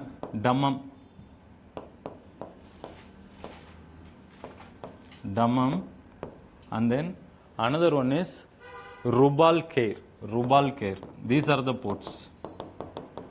Just write these places. Dammam and Rubal Khair ports. This is very, very, very important. I am expecting match the following. They may shuffle this and they may ask you. Please remember these two. Is it clear? Write all these ports name. UPSC may bring you in match the following components. The places in news. Direct geography question. Everybody will be expecting UPSC will ask some, which one? Some economic based, some scheme based questions, or when it was formed, like that question. They will ask simply a map question and they will leave it. Are you understanding? Yes? So all these sports we are trying to develop. Through these sports, what is the objective? We know where it is going to pass through. It is going to pass through from India up to Europe. And recent what is the update is, last 1 week update is, they are also planning to add, that is Turkey. We are also planning to, officially it's not added, please understand, we are also planning to add whom? Turkey. Turkey also in the India Middle East Economic Corridor. Is it clear? Europe Economic Corridor. Because Turkey's position is very important. Tomorrow, if suppose same Israel-Palestine war, or Iran-Iraq war, or Saudi Arabia-Iran war, if something like this happens means, our same thing will happen. Same our shipments, even which is passing through this route, will get disrupted or not. So we need somebody who should play a neutral role. So India is feeling that the addition of Turkey will give that neutrality. Is it clear? Yes. So because we need somebody support to negotiate. Tomorrow, in case any war-like scenario arises, they should not say we will not allow India to do trade in this region. Is it clear? Now, what is the advantage? What is the advantage and where they are going to get funds for this means, there is something called as PGIA. Please write this, very, very important. That is Partnership for Global Infrastructure Investment.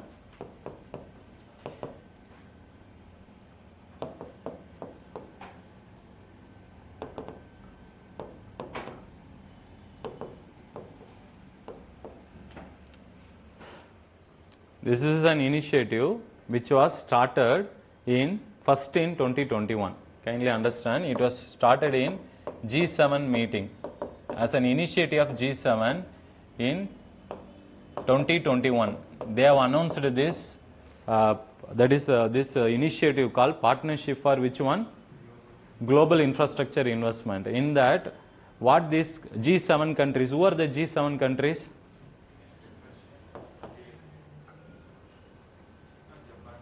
Canada, USA, Italy, Germany, France. Italy, Germany, France, European Union, 2, 4, 6, and then Japan. Correct? These are the 7 countries. They have only created in a 2021 meeting. They planned to establish which one? A partnership for global infrastructure investment. What is the idea? Why they should do means, because G7 is considered to be rich countries or developed countries, and they have lot of money.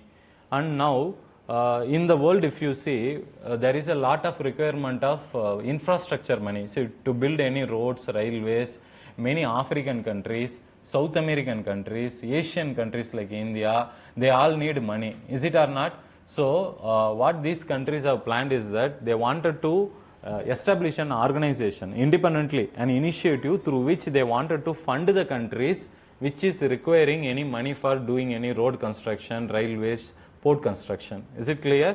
To help those middle income, low income countries, this initiative was launched in 2021. Is it clear, everyone?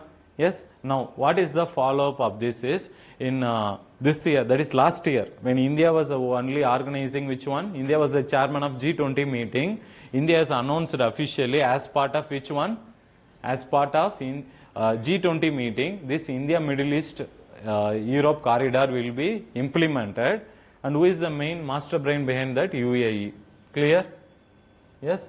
So the G7's initiative, we have now implemented it, and the funding we are getting from PGII, that is Partnership for Global Infrastructure Investment. And what we are trying to do in this connectivity project, that is important, no? So India is planning that in this corridor we will be transporting green hydrogen pipeline or hydrogen pipeline. Is it clear? So India is already has invested lot in green hydrogen production now. So in future what we are planning is we will be the energy provider for these countries in West Asian and which one? European nation. Clear? And that one first. Second, India is also having lot of raw materials and finished products. Is it or not? So that it wanted to trade, and that can be traded through which one? Through this route. That can be traded through this full route. Is it clear? Yes. So transport corridor and even digital technologies, wireless broadband, digital connectivity can be provided throughout the region. There is a proposal, and very recent addition is there is some proposal from exports. Officially it is not implemented. They are asking, experts are telling we should create, see this corridor wherever, which are the countries it is passing through. Yes, so through all the countries, let's establish something called as SEZ zone. What is SEZ zone? Special economic zone. What is the advantage in that? See, foreign companies can come to that zone. Why they will come? Any company, foreign company coming to that special economic zone, they don't need to pay income tax for first 5 years. Clear? So it will attract which one? Foreign investment. Is it clear? So throughout this throughout this corridor, that is India, Middle East, Europe corridor completely, many experts are saying let us announce it as special economic zone so that industrial development will happen throughout the region. Is it clear? That is another proposal which has been going on, but many countries has to accept it. That is the main thing. Proposal is there. As of now, India's idea is it will be used as a route to promote trade, connectivity, and then as the exporter of India's raw material, as well as our energy, which green energy or hydrogen which we are producing in our country, we can export it and earn some foreign exchanges. Is it clear? So this is the main purpose with India is looking at this initiative, and it is going to serve as an alternative to which one? China's dominated Belt and Road Initiative. Clear? Now come to this article. So what they have given, a revival of IMEC amid geopolitics. I think you can go through everything we have discussed it. Have a look at that. Everything we have discussed it. Next one. Fifth one. This is fifth topic. What is the next topic? India-Bangladesh ties.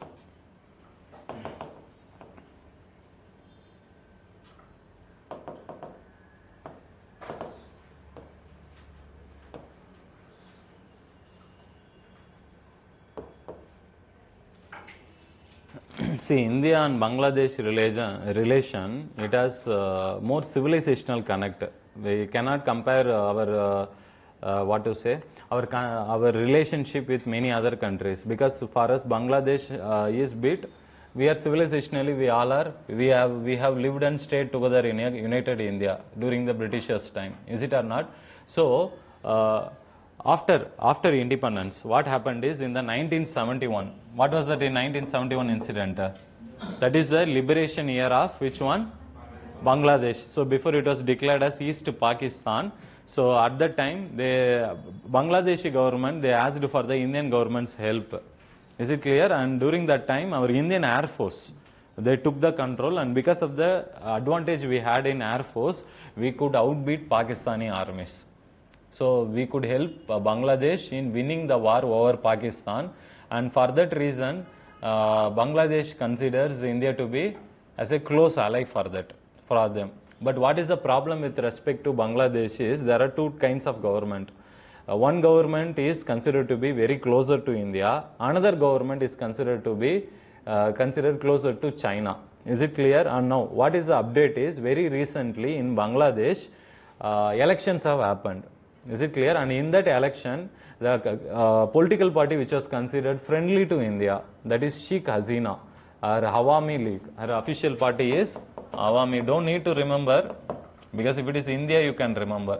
So it is led by Sheikh Hasina. She was before Prime Minister of Bangladesh as well. So now she has again retaken and she has re-won, that is she is able to get victory in the elections, and she is going to assume the leadership of Bangladesh, so which is going to be a good news for India. Is it clear? Why good news means? Because China, when the previous government was there, before Sheikh Hasina government, the another government was there now, which is considered to be very close with whom? China. During that time, Bangladesh government gave approval for China to do some infrastructure project as part of Belt and Road Initiative. See, till now, One Road, One Belt Initiative, India has not officially participated. Why? What is the reason? Many countries surrounding India, they have participated. India has not participated. Why? Mainly the threat to which one? See, China has already constructed CPEC corridor as part of One Road, One Belt initiative. That is China-Pakistan Economic Corridor. This corridor, it passes through which region of India? Pakistan occupied Kashmir, POK region. Without getting permission from India, on our territory, they have constructed road and they are trading with Pakistan. So for that reason, and second, it is a disputed region between India and Pakistan. So India, what it feels is, it is not the sovereign right of China to use this territory without India's permission. Is it or not? They don't have that right. If they want to construct this, they should have got the permission of India. So for that reason, India has not participated in which one? One Road, One Belt initiative. But China has been able to include many neighboring Indian countries in the Belt and Road initiative. One among them is Bangladesh as well. Clear? And with respect to Bangladesh, apart from the civilizational ties, see, we have almost in Bangladesh 54 rivers are flowing through. That is, between India and Bangladesh, 54 rivers are flowing through. And in that, some of the major rivers, what are they? Ganga and Brahmaputra. They enter the Bangladesh by the name what? First is Padma, then Jamuna. Is it or not? Remember, geography mapping class, how many of you attended in this class? You have attended, Kashyap, you have attended, I know. Then, for your batch, I have not taken. You also not attended, okay. Fine. In mapping class, again we will study. For one batch, we have completed that India maps. So, Ganga and Brahmaputra, they join together and they flow in Bangladesh as Jamuna and Padma. Is it or not? Yes. And so, with respect to Bangladesh, the major problems. What are the major problems? Means, first problem is sharing the river waters. What are some problems we are having is sharing of river waters. See, till now, India has signed river water treaty with respect to Bangladesh on only two major rivers. One is Ganga river water sharing. Ganga river water sharing. A treaty has been signed. How much Bangladesh can use and India can use. Clear? And then another one is Kushilayara river. Kushilayara river. So these two rivers only, India has officially signed a treaty with Bangladesh over the usage. What about other rivers? See, some rivers, conflict rivers such as Teesta and then Feni. These two rivers still are problematic. These two rivers we have still problem. We have not shared it officially. That is, we have not signed a agreement. How much I have to use, how much you have to use, no common agreement. Still there are problem. But what are the rivers we have already signed agreement is the famous being Ganga river water sharing. Is it clear? Another one is Kushilayara river. So these two is in operational now.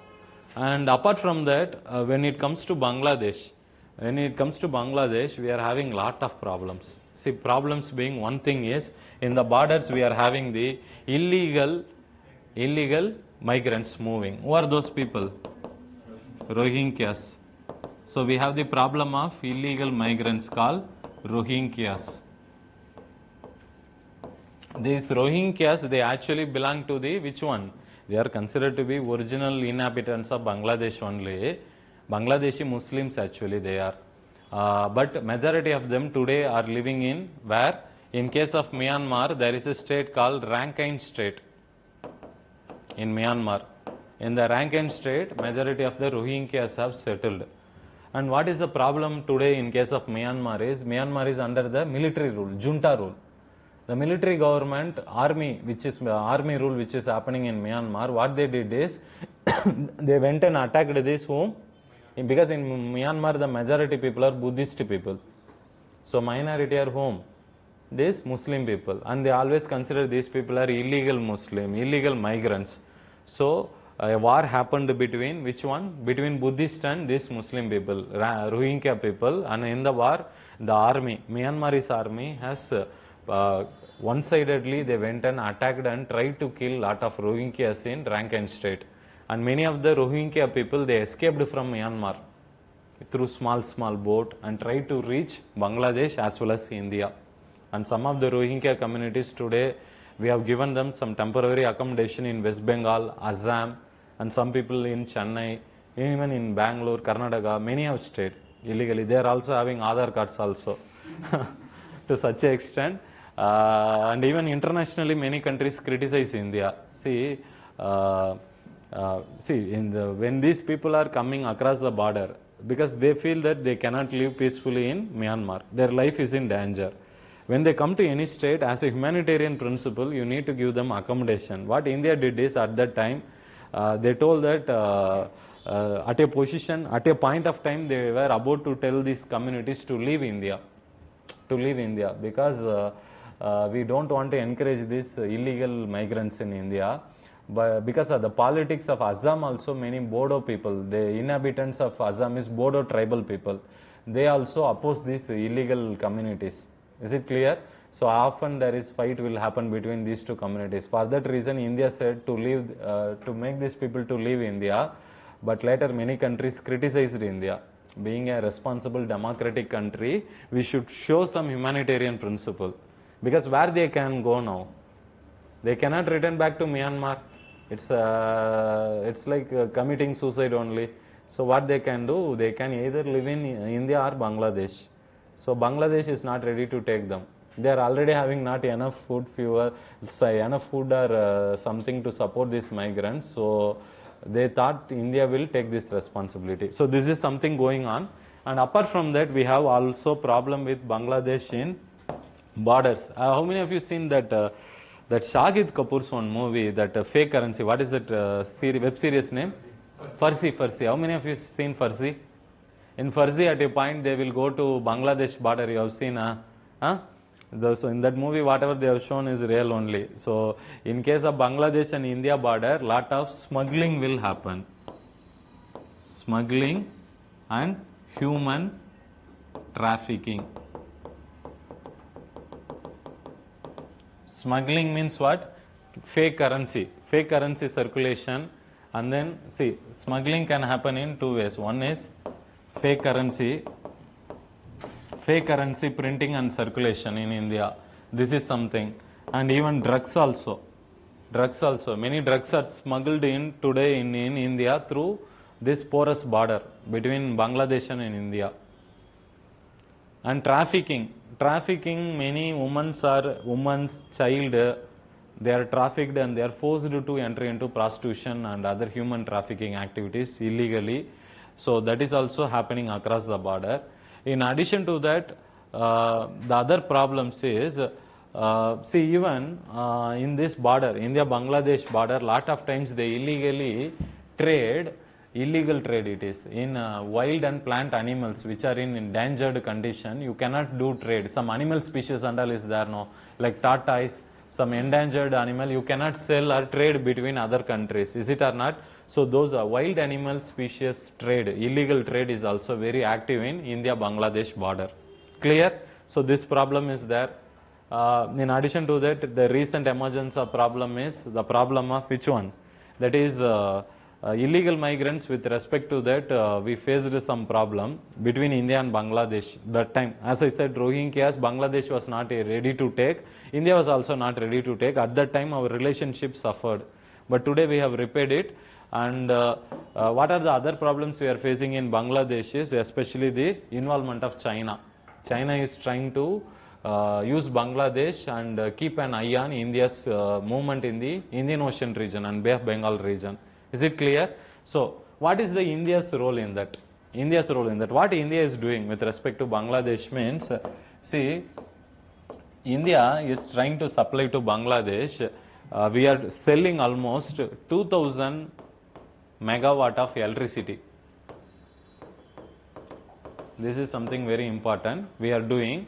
And second, when it comes to Bangladesh, Bangladesh is very much important to India. In a manner, if you look at the map here, see this Bangladesh is considered to be, for India, see, this is a very narrow corridor. We call this region as chicken snake. Chicken snake. It looks like this region. It looks like a chicken egg. This narrow region is there, no? This complete region. See, from here, UP, Bihar, if you want to go to Assam or Meghalaya, there is a very thin route. It is there, right? This is called chicken snake or Siliguri corridor. Clear? Now, what is the problem here is, see, for example, this is all the northeastern states, that is Assam, Meghalaya, Arunachal Pradesh, Nagaland, Manipur, Mizoram, Tripura.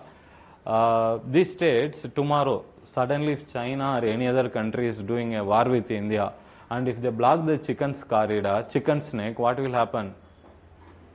Indian army cannot move to the other side of the northeastern states. Are you understanding the problem? So it is considered to be very, very strategic region for India. But connectivity is not good in this region because of the terrain. So what India is doing is, India is trying to always find some alternative to reach this, which one? Northeastern region. For that, what it is thinking is, see, we have Kolkata port. From here, if you go to Bangladesh, you can immediately do which one? Land route only you can travel with all the northeastern region. Is it or not? So it considers Bangladesh as important connectivity of northeast, number one. Second, Bangladesh is also very important connectivity for Southeast Asian regions. What are the Southeast Asian regions? Myanmar, Thailand, Laos, Cambodia, Vietnam is there, no? All these countries which are located here, for that also you can reach through Bangladesh very easily. Because we cannot always rely on this narrow passage. Are you understanding? So in that way, India is considering this region as important, and India is also involved in constructing a nuclear plant called Rupur nuclear plant. That is for electricity generation. So this we are doing, and in addition, India is also involved in developing a port called Martabari port. Martabari port in case of Bangladesh, and we are also involved in developing a connectivity between Bangladesh versus Tripura region. That other side of the states, northeastern states is there. Now that is called Akura Agartala connectivity project.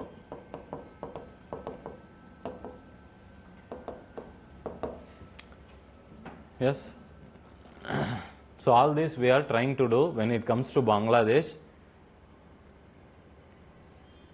Yes, so and in addition to that, the recent update when it comes to Bangladesh is our bilateral trade with Bangladesh has also increased to 18 billion. They have given in box, please see that.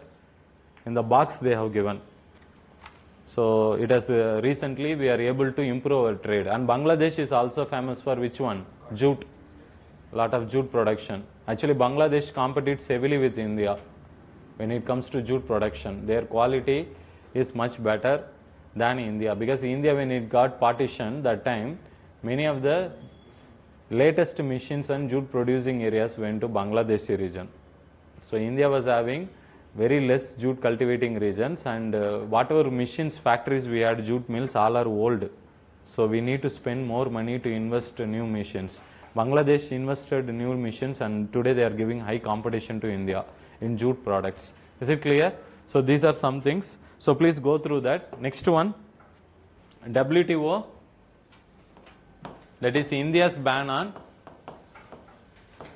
rice and wheat exports.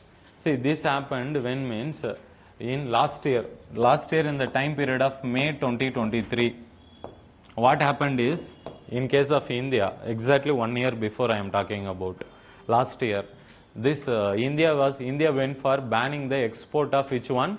Rice and wheat to other countries.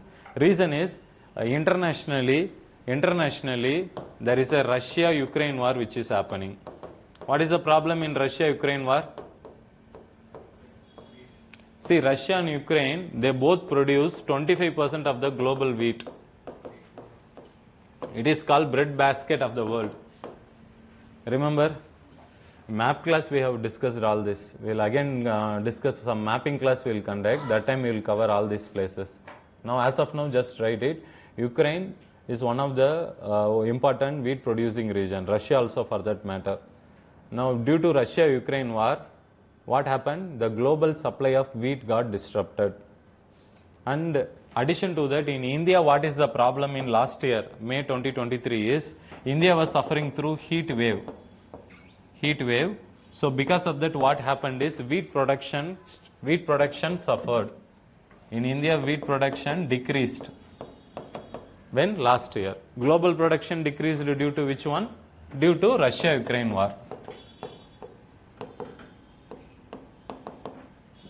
India's domestic production started decrease due to heat waves because of climatic change. Heat waves means what? See, normally in a summer, temperature will be 40 or 45, let's take. 40 degrees, let's take. Normal high temperature. That is what we will experience, let's take. But during heat waves, we will experience 5 degrees or 7 degrees more than the average temperature. Such increase in temperature will affect the crops negatively. Many crops will not grow properly. Is it clear? That is called heat wave. That happened last year in India. And not only that, because of less wheat production, the prices of wheat started increasing. So inflation reached very high when it comes to wheat last year. So considering all this, India, what it did is, last year, it said to ensure food security, we went for banning rice and wheat. Is it clear? Why? What is food security? Making the food accessible, available, affordable to the people. Is it clear? So to do that, availability is very important. Availability already is in danger in India. Globally also India cannot import. Domestically also we are not having more. So India said that if we export it to other countries, how we can, see why we need to worry about food security means India's food security concept is based on which one? MSP model. Government generally buys at MSP, at the price of minimum support price from farmers, and sell it through ration shops. In ration shops or PDS shops, what is the price at which rice and wheat is sold? That is, rice is sold at 3 rupees. 3 rupees per kg. Wheat is at 2 rupees. Pulses is 1 rupee per kg. So this is the rate, and to do this, they need wheat or not, rice and wheat. So to implement our food security scheme only, we are not having enough rice and wheat with us. So we cannot export it to other countries. So we used this as a reason and we banned the export of rice and wheat last year. Now what is the problem is, we know we already studied in economics a body called as WTO. Remember what is WTO? What is the precursor of this organization? What is GATT? Agreements on Tariff and Trade. That was a treaty, but WTO was established in which year? 1995. Yes? So it is an international body which will regulate free and fair trade. Is it clear? Without any hindrance, any restriction, a country should engage in trade. That's the objective of WTO. And today in WTO, we are having almost 164 member countries, including India. India is one of the founding member. So what they said is, other countries, see, you are restricting international trade or not. You should do free trade. What is there? You should trade with us. Why you are exporting? We want to protect your people. So it is not free trade.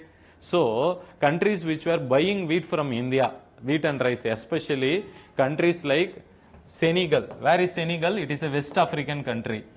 It's a West African country. And then even countries like USA and then European Union and even UAE, they all went to WTO and filed a complaint against India.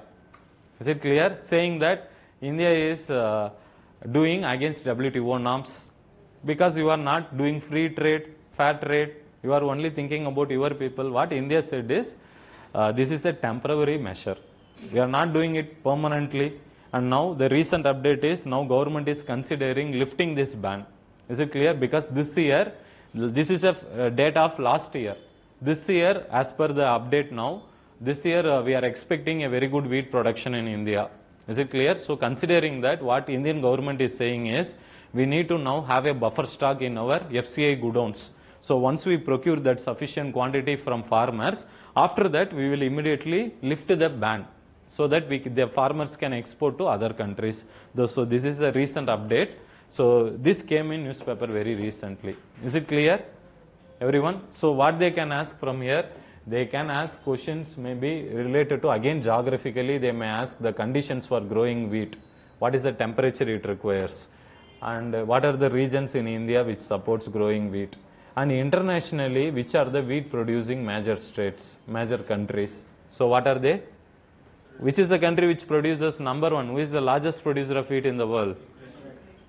China. First is China, second is India. But what is the problem with India is, we are second largest producer and we are the largest consumer in the world. We only consume everything.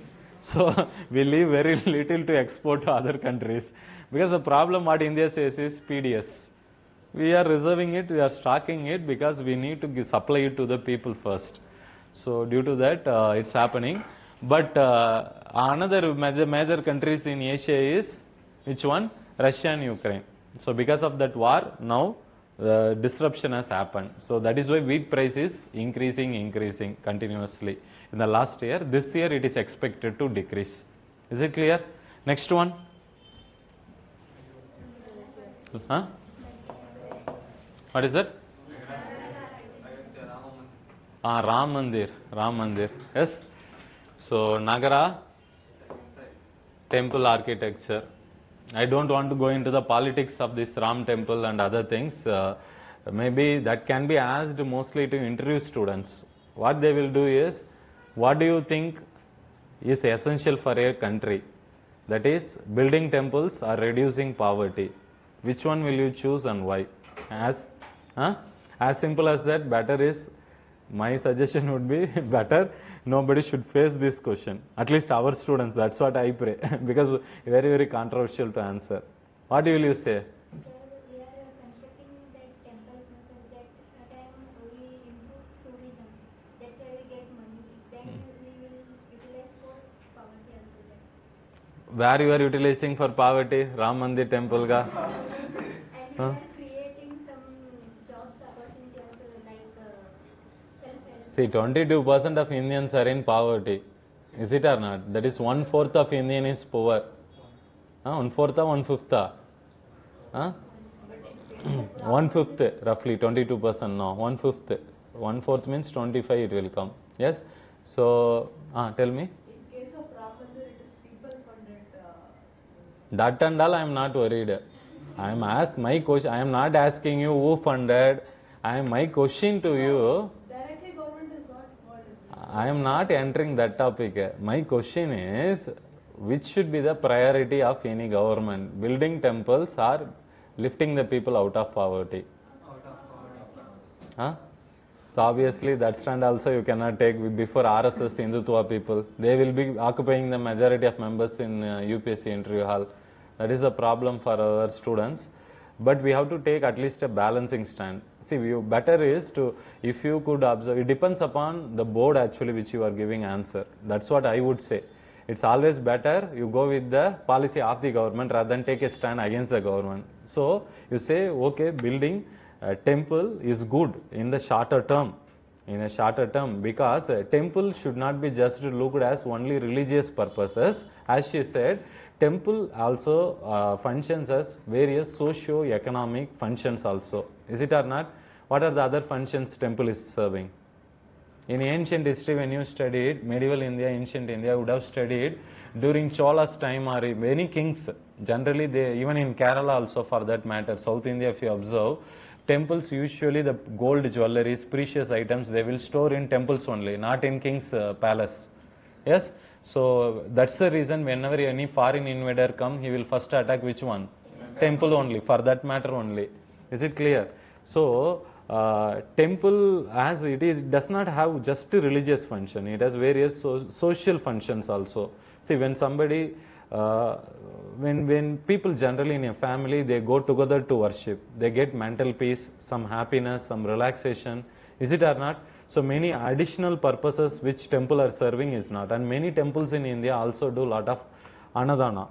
Yes, providing free food to the poor. So in that way also we are helping the people. But what is ultimately important is helping the people to lift out of poverty indirectly, whether you are giving the skill and making them to lift out, or you are feeding them just so that you stay permanently, they stay permanently in poverty and you permanently feed them. Which is priority means, obviously the long-term measure should be on lifting the people through better skill development initiatives. Is it clear? So better you should go for a balancing stand. Rather than taking a stand, supporting or taking a stand against both will have some problem. Is it or not? Because these people are very intense. BJP people, you cannot go and argue in a board. All their members only will be sitting. So better you say yes. Is it clear? So even though you have a strong, intense ideology against it, if you want to clear this exam means, my suggestion is support it. You will easily get to know. For example, even when I went to 2017 interview, that time also same BJP government was there, no, at the center. They asked me particularly a question on, have you read Bhagavad Gita? I was thinking, what, all of a sudden, why they are asking me about Bhagavad Gita? Yes, I read, I know, and I have read Bhagavad Gita, I said. Tell me some lines from Bhagavad Gita, they said. Oh, you know what? Then like that calendars, they will keep no some message. Do your work, don't expect results. Huh? That thing only I said. Then they asked me, do you think is it valid today? Is it applicable today? Bhagavad Gita, what do you think? Like that I asked. Looking, that was a question asked by woman. So totally 5-member board. The way she asked only, immediately before she judging me, I judged her attitude and ideology. So I got to know she is inclined towards Hinduism ideology or Hindutva ideology.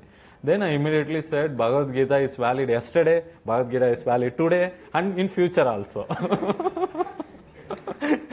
So go with them, that's all. You support it. Once you pick their ideological background, immediately you travel with them rather than going and arguing, debating.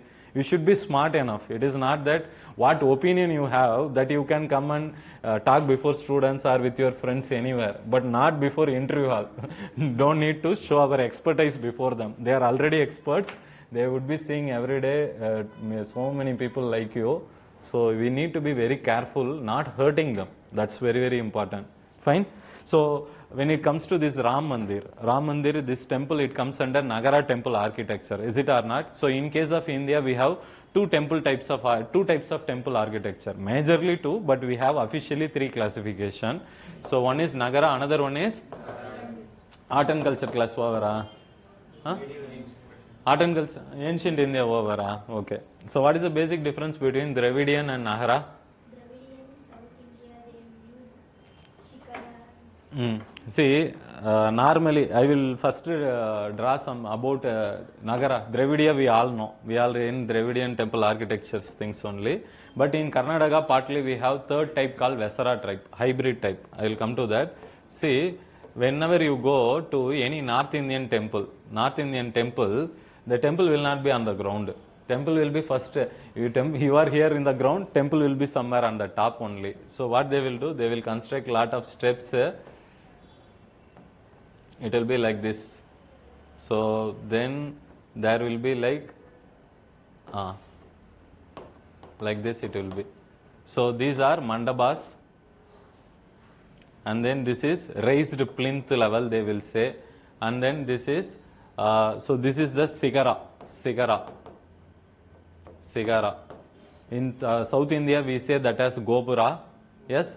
And what is the basic difference between North India and South Indian temple? Because North India, we have Nagara temple architecture. South India, it will be Dravidian temple. Now, what is the difference between these two means? First difference what you can observe is this Sigara. Sigara in case of South India, it will be big gopura, and it will be which one? Pyramid shape. It is a pyramid shape. There it is curvilinear shape. It is like a curve it is it or not? And generally in case of North Indian temples, they don't have any boundary wall. Temple will be open only. Is it clear? But in South India, we will have fully compound wall. Yes, that too big compound wall. If you come to Kanchipuram Mandal, some old temples are there.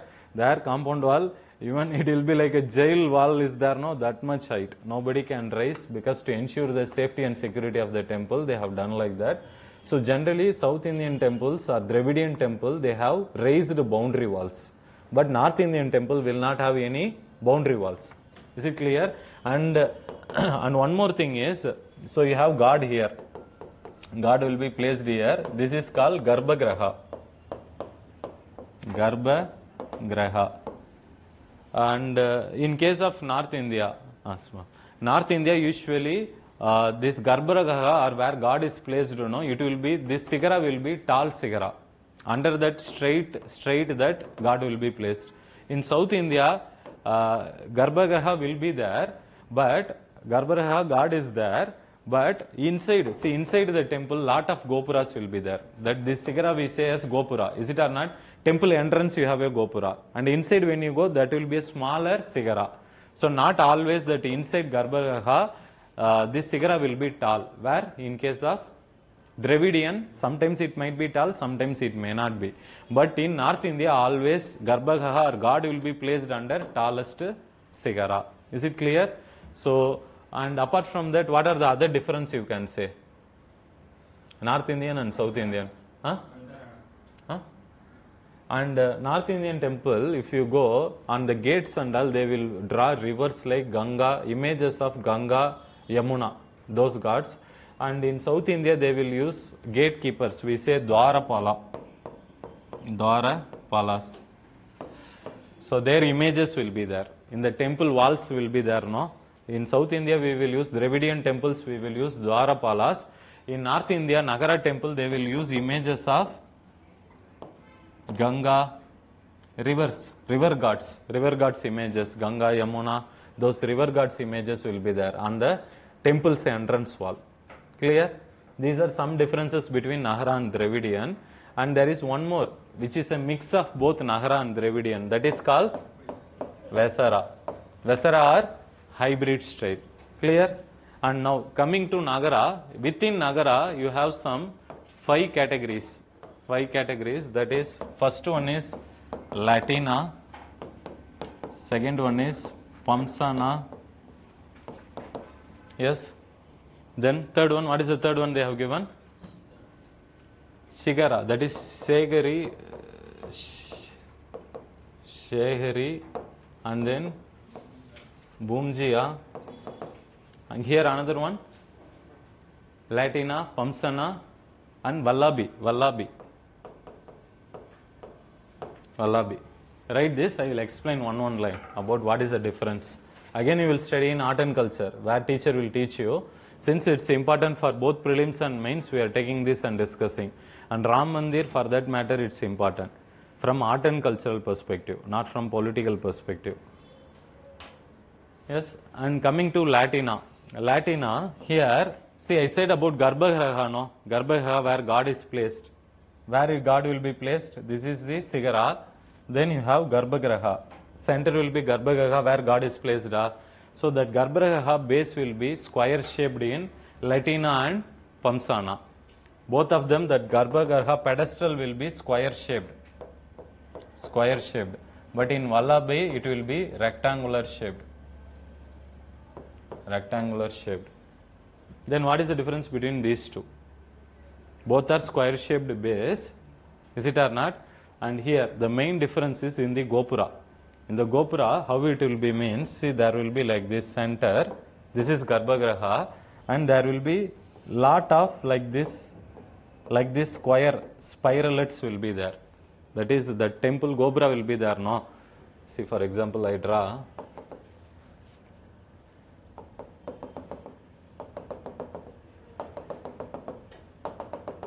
This is a Sigarava, curvilinear Sigarava. Now what it will be means, there will be lot of See, on this, there will be lot of like this. Designs will be there. That is lot of mini cigaras will be rising from the cigaras. Then Pamsana, how it will be means, here it will be same thing. Here there will be lot of horizontal and vertical designs will be there. Are you understanding what is the difference? Like this it will be there. This is the basic difference between Latina and Pamsana. Here that spiralets will be coming more. Here spiralets will be horizontally and vertically arranged. That is the difference between Latina and Pamsana. Vallabi means that base will be rectangular shaped. And what is the difference between Segari and Bumjia? These both of them, they have emerged during Gupta period. During the Gupta period, these two temple architecture emerged. That is Segari and Bumjia. Clear? Yes, go through this. In prelims, we can expect question. Always temple architecture is very much important. Now come to the prelims fact sheet. Finally, we have given tabular column now. Please come to that. I will fastly do 5 minutes. We will wind up the session. See, first one, UPSC exam or any other state public service or bank exam if you are giving, we can expect question on recently given Bharat Ratna Award. To whom it is given? To a Bihar Prime Minister, Bihar CM, not Prime Minister, Bihar Chief Minister.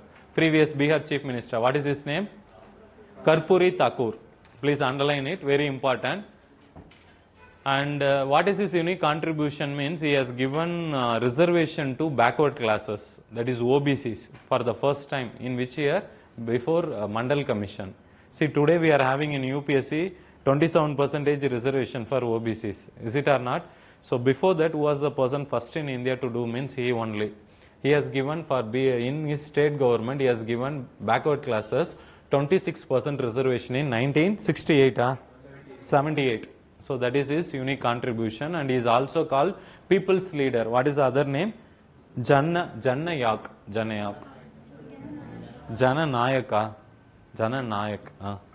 Okay, that much is enough about this. Then come to the next one. Sankara Dev, this is very important for art and cultural perspective. Later in medieval India, you will be studying socio-religious reform movement.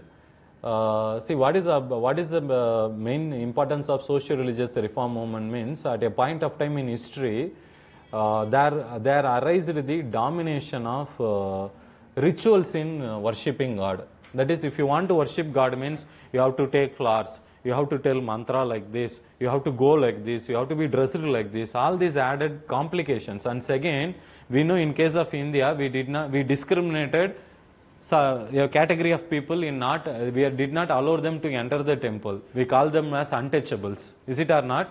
So because of this, at a point of time in India, there emerged a movement called socio-religious reform movement. What is this? Is very important. Socio-religious .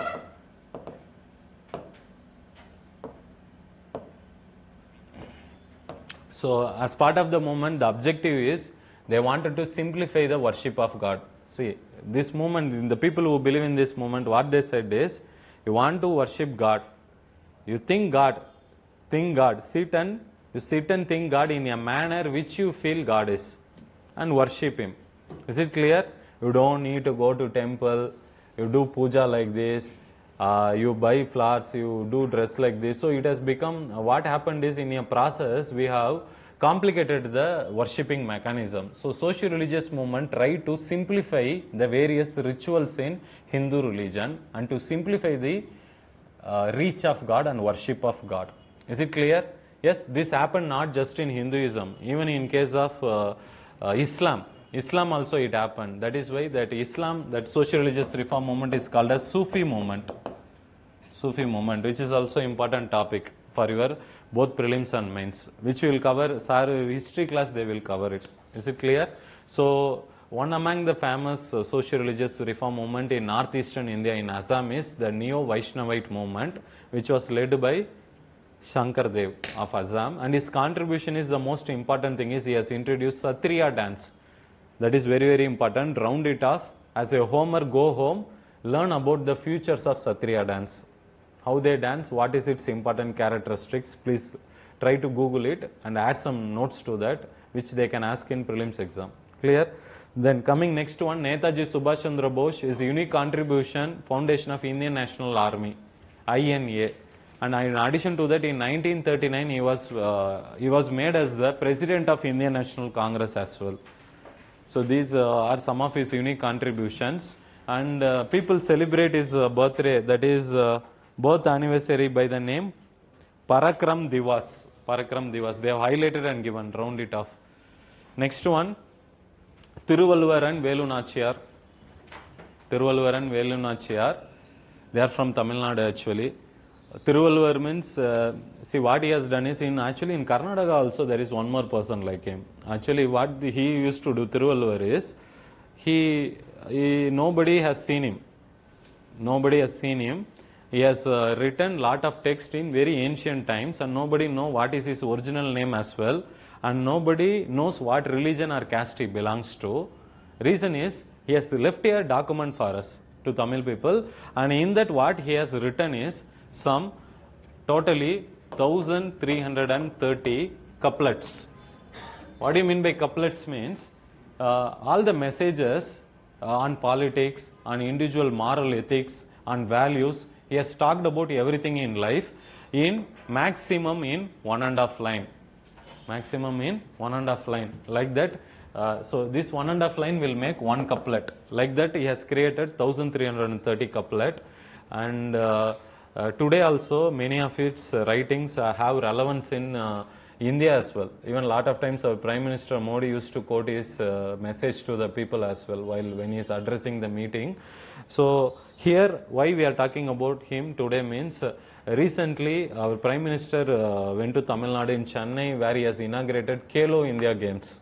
In the Khelo India Games, the mascot, that is games logo, go to that, Thiruvalluvar statue is used as games logo. Please underline it. Logo and mascot. Mascot means what? Symbol. Symbol is Velu Nachiyar.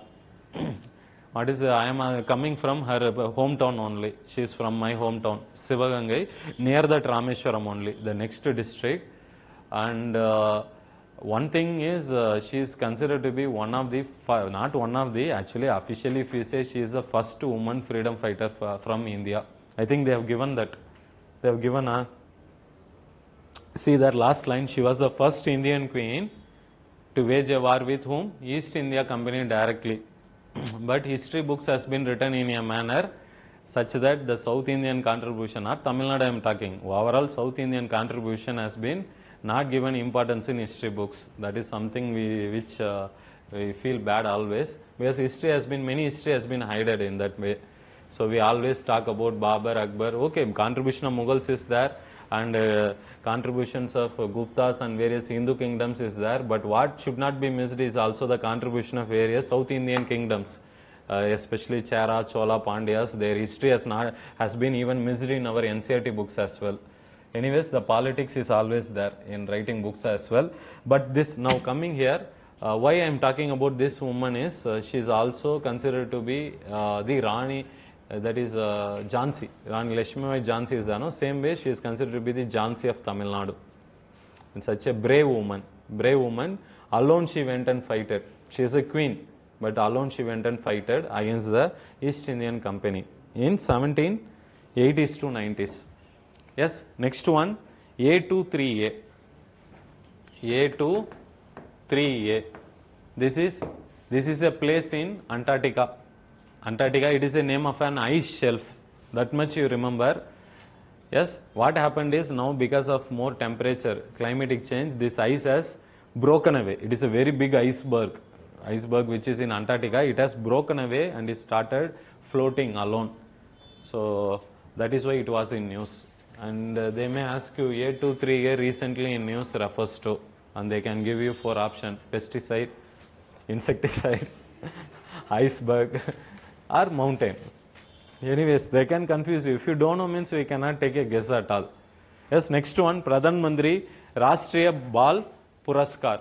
It is also called as, that is for child they will give some award. That is what they say, National Child Award for Exceptional Achievements. In the 2 categories are there. One is Bal Sakti Puraskar, another is Bal Kalyana Puraskara. So one thing what you need to understand is, Bal Sakti Puraskar is given to individual child, somebody who is showing extraordinary courage, bravery, For those kind of child, we to recognize their talent, we give this award to them, and it is given to the age child of the age 5 to 18. Please underline that, very very important. And the ministry which is giving is Ministry of Women and Child Development, which is important. What about Bal Kalyana Puraskar? That is given for institutions who are doing work for child protection and welfare. One is for institution, another is for child. Kindly remember that.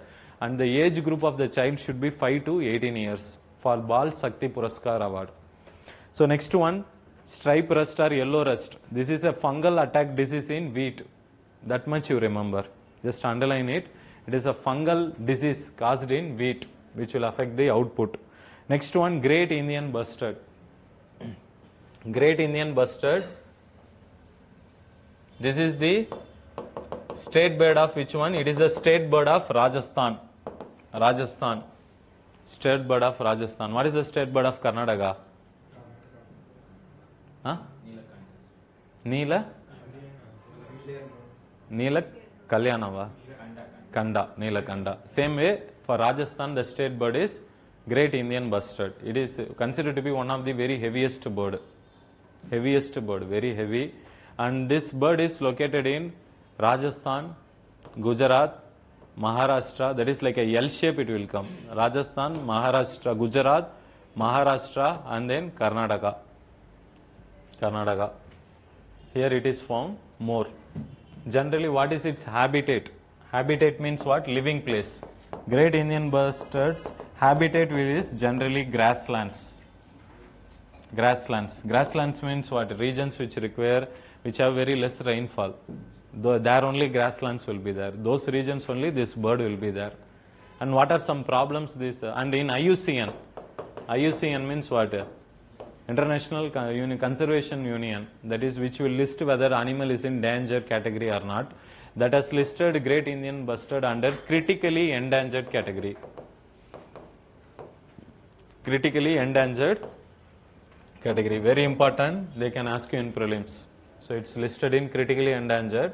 Why critically endangered? Why their numbers are coming down means it is a heavy bird. When it flies lot of times in Rajasthan and Gujarat, Maharashtra regions, the electric poles will be there now. Electric cables. On that it hit and many times it dies. That is one reason. Second reason, in our agricultural field, they use a chemical called as, that is for cattle, they will give this especially. Cattle's painkiller. They use a painkiller which is called as diclofenac. Diclofenac. It is a painkiller. Usually when cattle is going through some pain, they will use this as which one? They will give this medicine, injection, diclofenac. The over usage of diclofenac, yes. So later when these birds also consume that meat, they also get affected. So it actually where it gets affected means it lays eggs now. That egg production gets affected because of that chemical.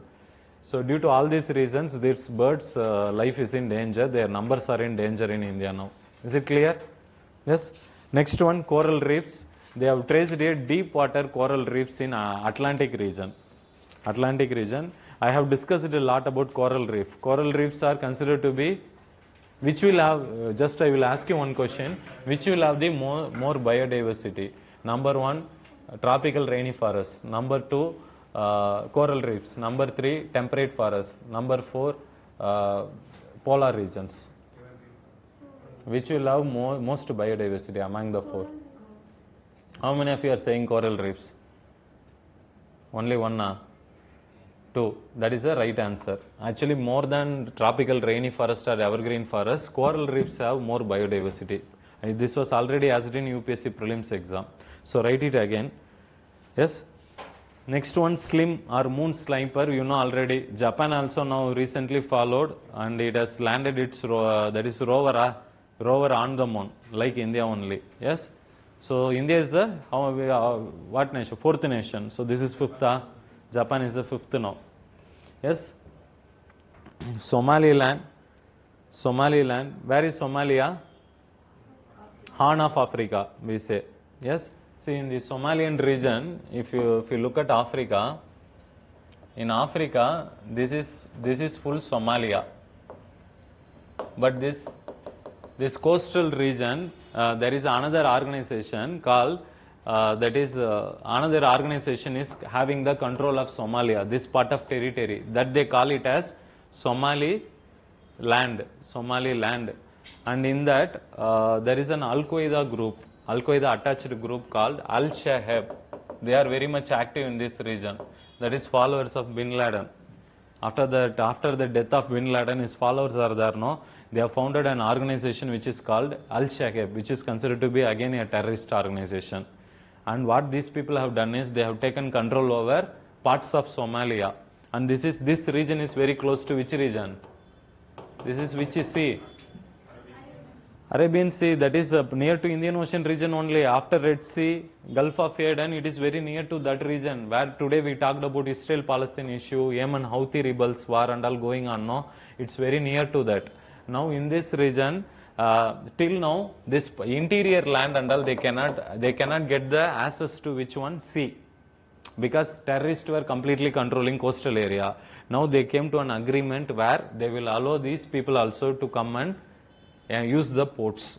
Is it clear? The coastal areas. That is the agreement. Next one, NAMO's drone DD scheme.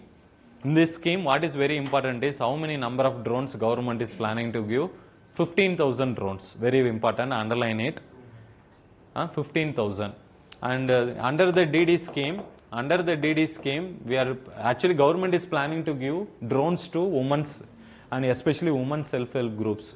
Around 15,000 women are planned to cover under the scheme. And what is the time period? 2023 to another 3 years is the target. 3 years is the target, 2023 to 2026. Yes, and what purpose it will be used? It will be used for spraying nano fertilizers. The drones are used for spraying fertilizers in India as well. The last 1 or 2 years, farmers in India started using drones. You know that, right? So now what government is thinking is, if you could give drones to the women especially. Now what the government is thinking is, now the cost of drones in India, it roughly comes around 10 lakhs. Let's take roughly 10 lakhs. In that, 80% of the money government will give subsidy. That means how much? 8 lakhs. 8 lakhs will be given by whom? Government will give. Remaining is how much? 2 lakhs. And to get that 2 lakhs, now to buy this drone, you need that 2 lakhs now. Now this 2 lakhs also, what government is telling is, you go to a bank and you apply under this, the women can apply under the DD scheme where, see for example, the 2 lakh loan you are taking from bank. Normally, let's take, they are charging you 9% interest rate. 100 rupees you are borrowing means 9 rupees you have to pay as interest. Is it clear? So 9% let's take roughly. Now 2 lakhs means 9% they have to pay. Is it clear? Interest. Now what government is telling is, under the scheme if you go and borrow from bank means, banks will give another 3% reduction in the interest rate. That is called interest subvention. 3% interest subvention they have given. Underline that also. Is it clear? Understood? Huh? So we have taken more than the 20 minutes more, but fine, we have covered all the topics somewhat satisfactorily. Any doubts? Any doubts? You can go and revise, no? Please go home. If you don't revise, there is no purpose in attending this class. Is it or not? Because conceptually you can remember the things. What is happening in Israel, Palestine, what is happening in Middle East, Europe corridor, what is happening in Nagara temple architecture. You know, picture is there, concept is there, but understanding alone is not sufficient. What you should do is, you should keep it in your memory, spontaneous memory and short-term memory. For that, proper revision is very much essential. Go home, sit with these notes which we have given. All the important bulletin points we have, whatever I have discussed is given here. Try to revise that more. Is it clear? Only then you will can understand the further current affairs classes. Is it fine? And I want every one of you to bring atlas without miss whenever you come to current affairs class. Any other doubts, sir? Everyone understood everything? Huh? Sorry, okay, go and study. Still, only when you study, you will get still more doubts and you can come to me anytime. Is it clear? Fine.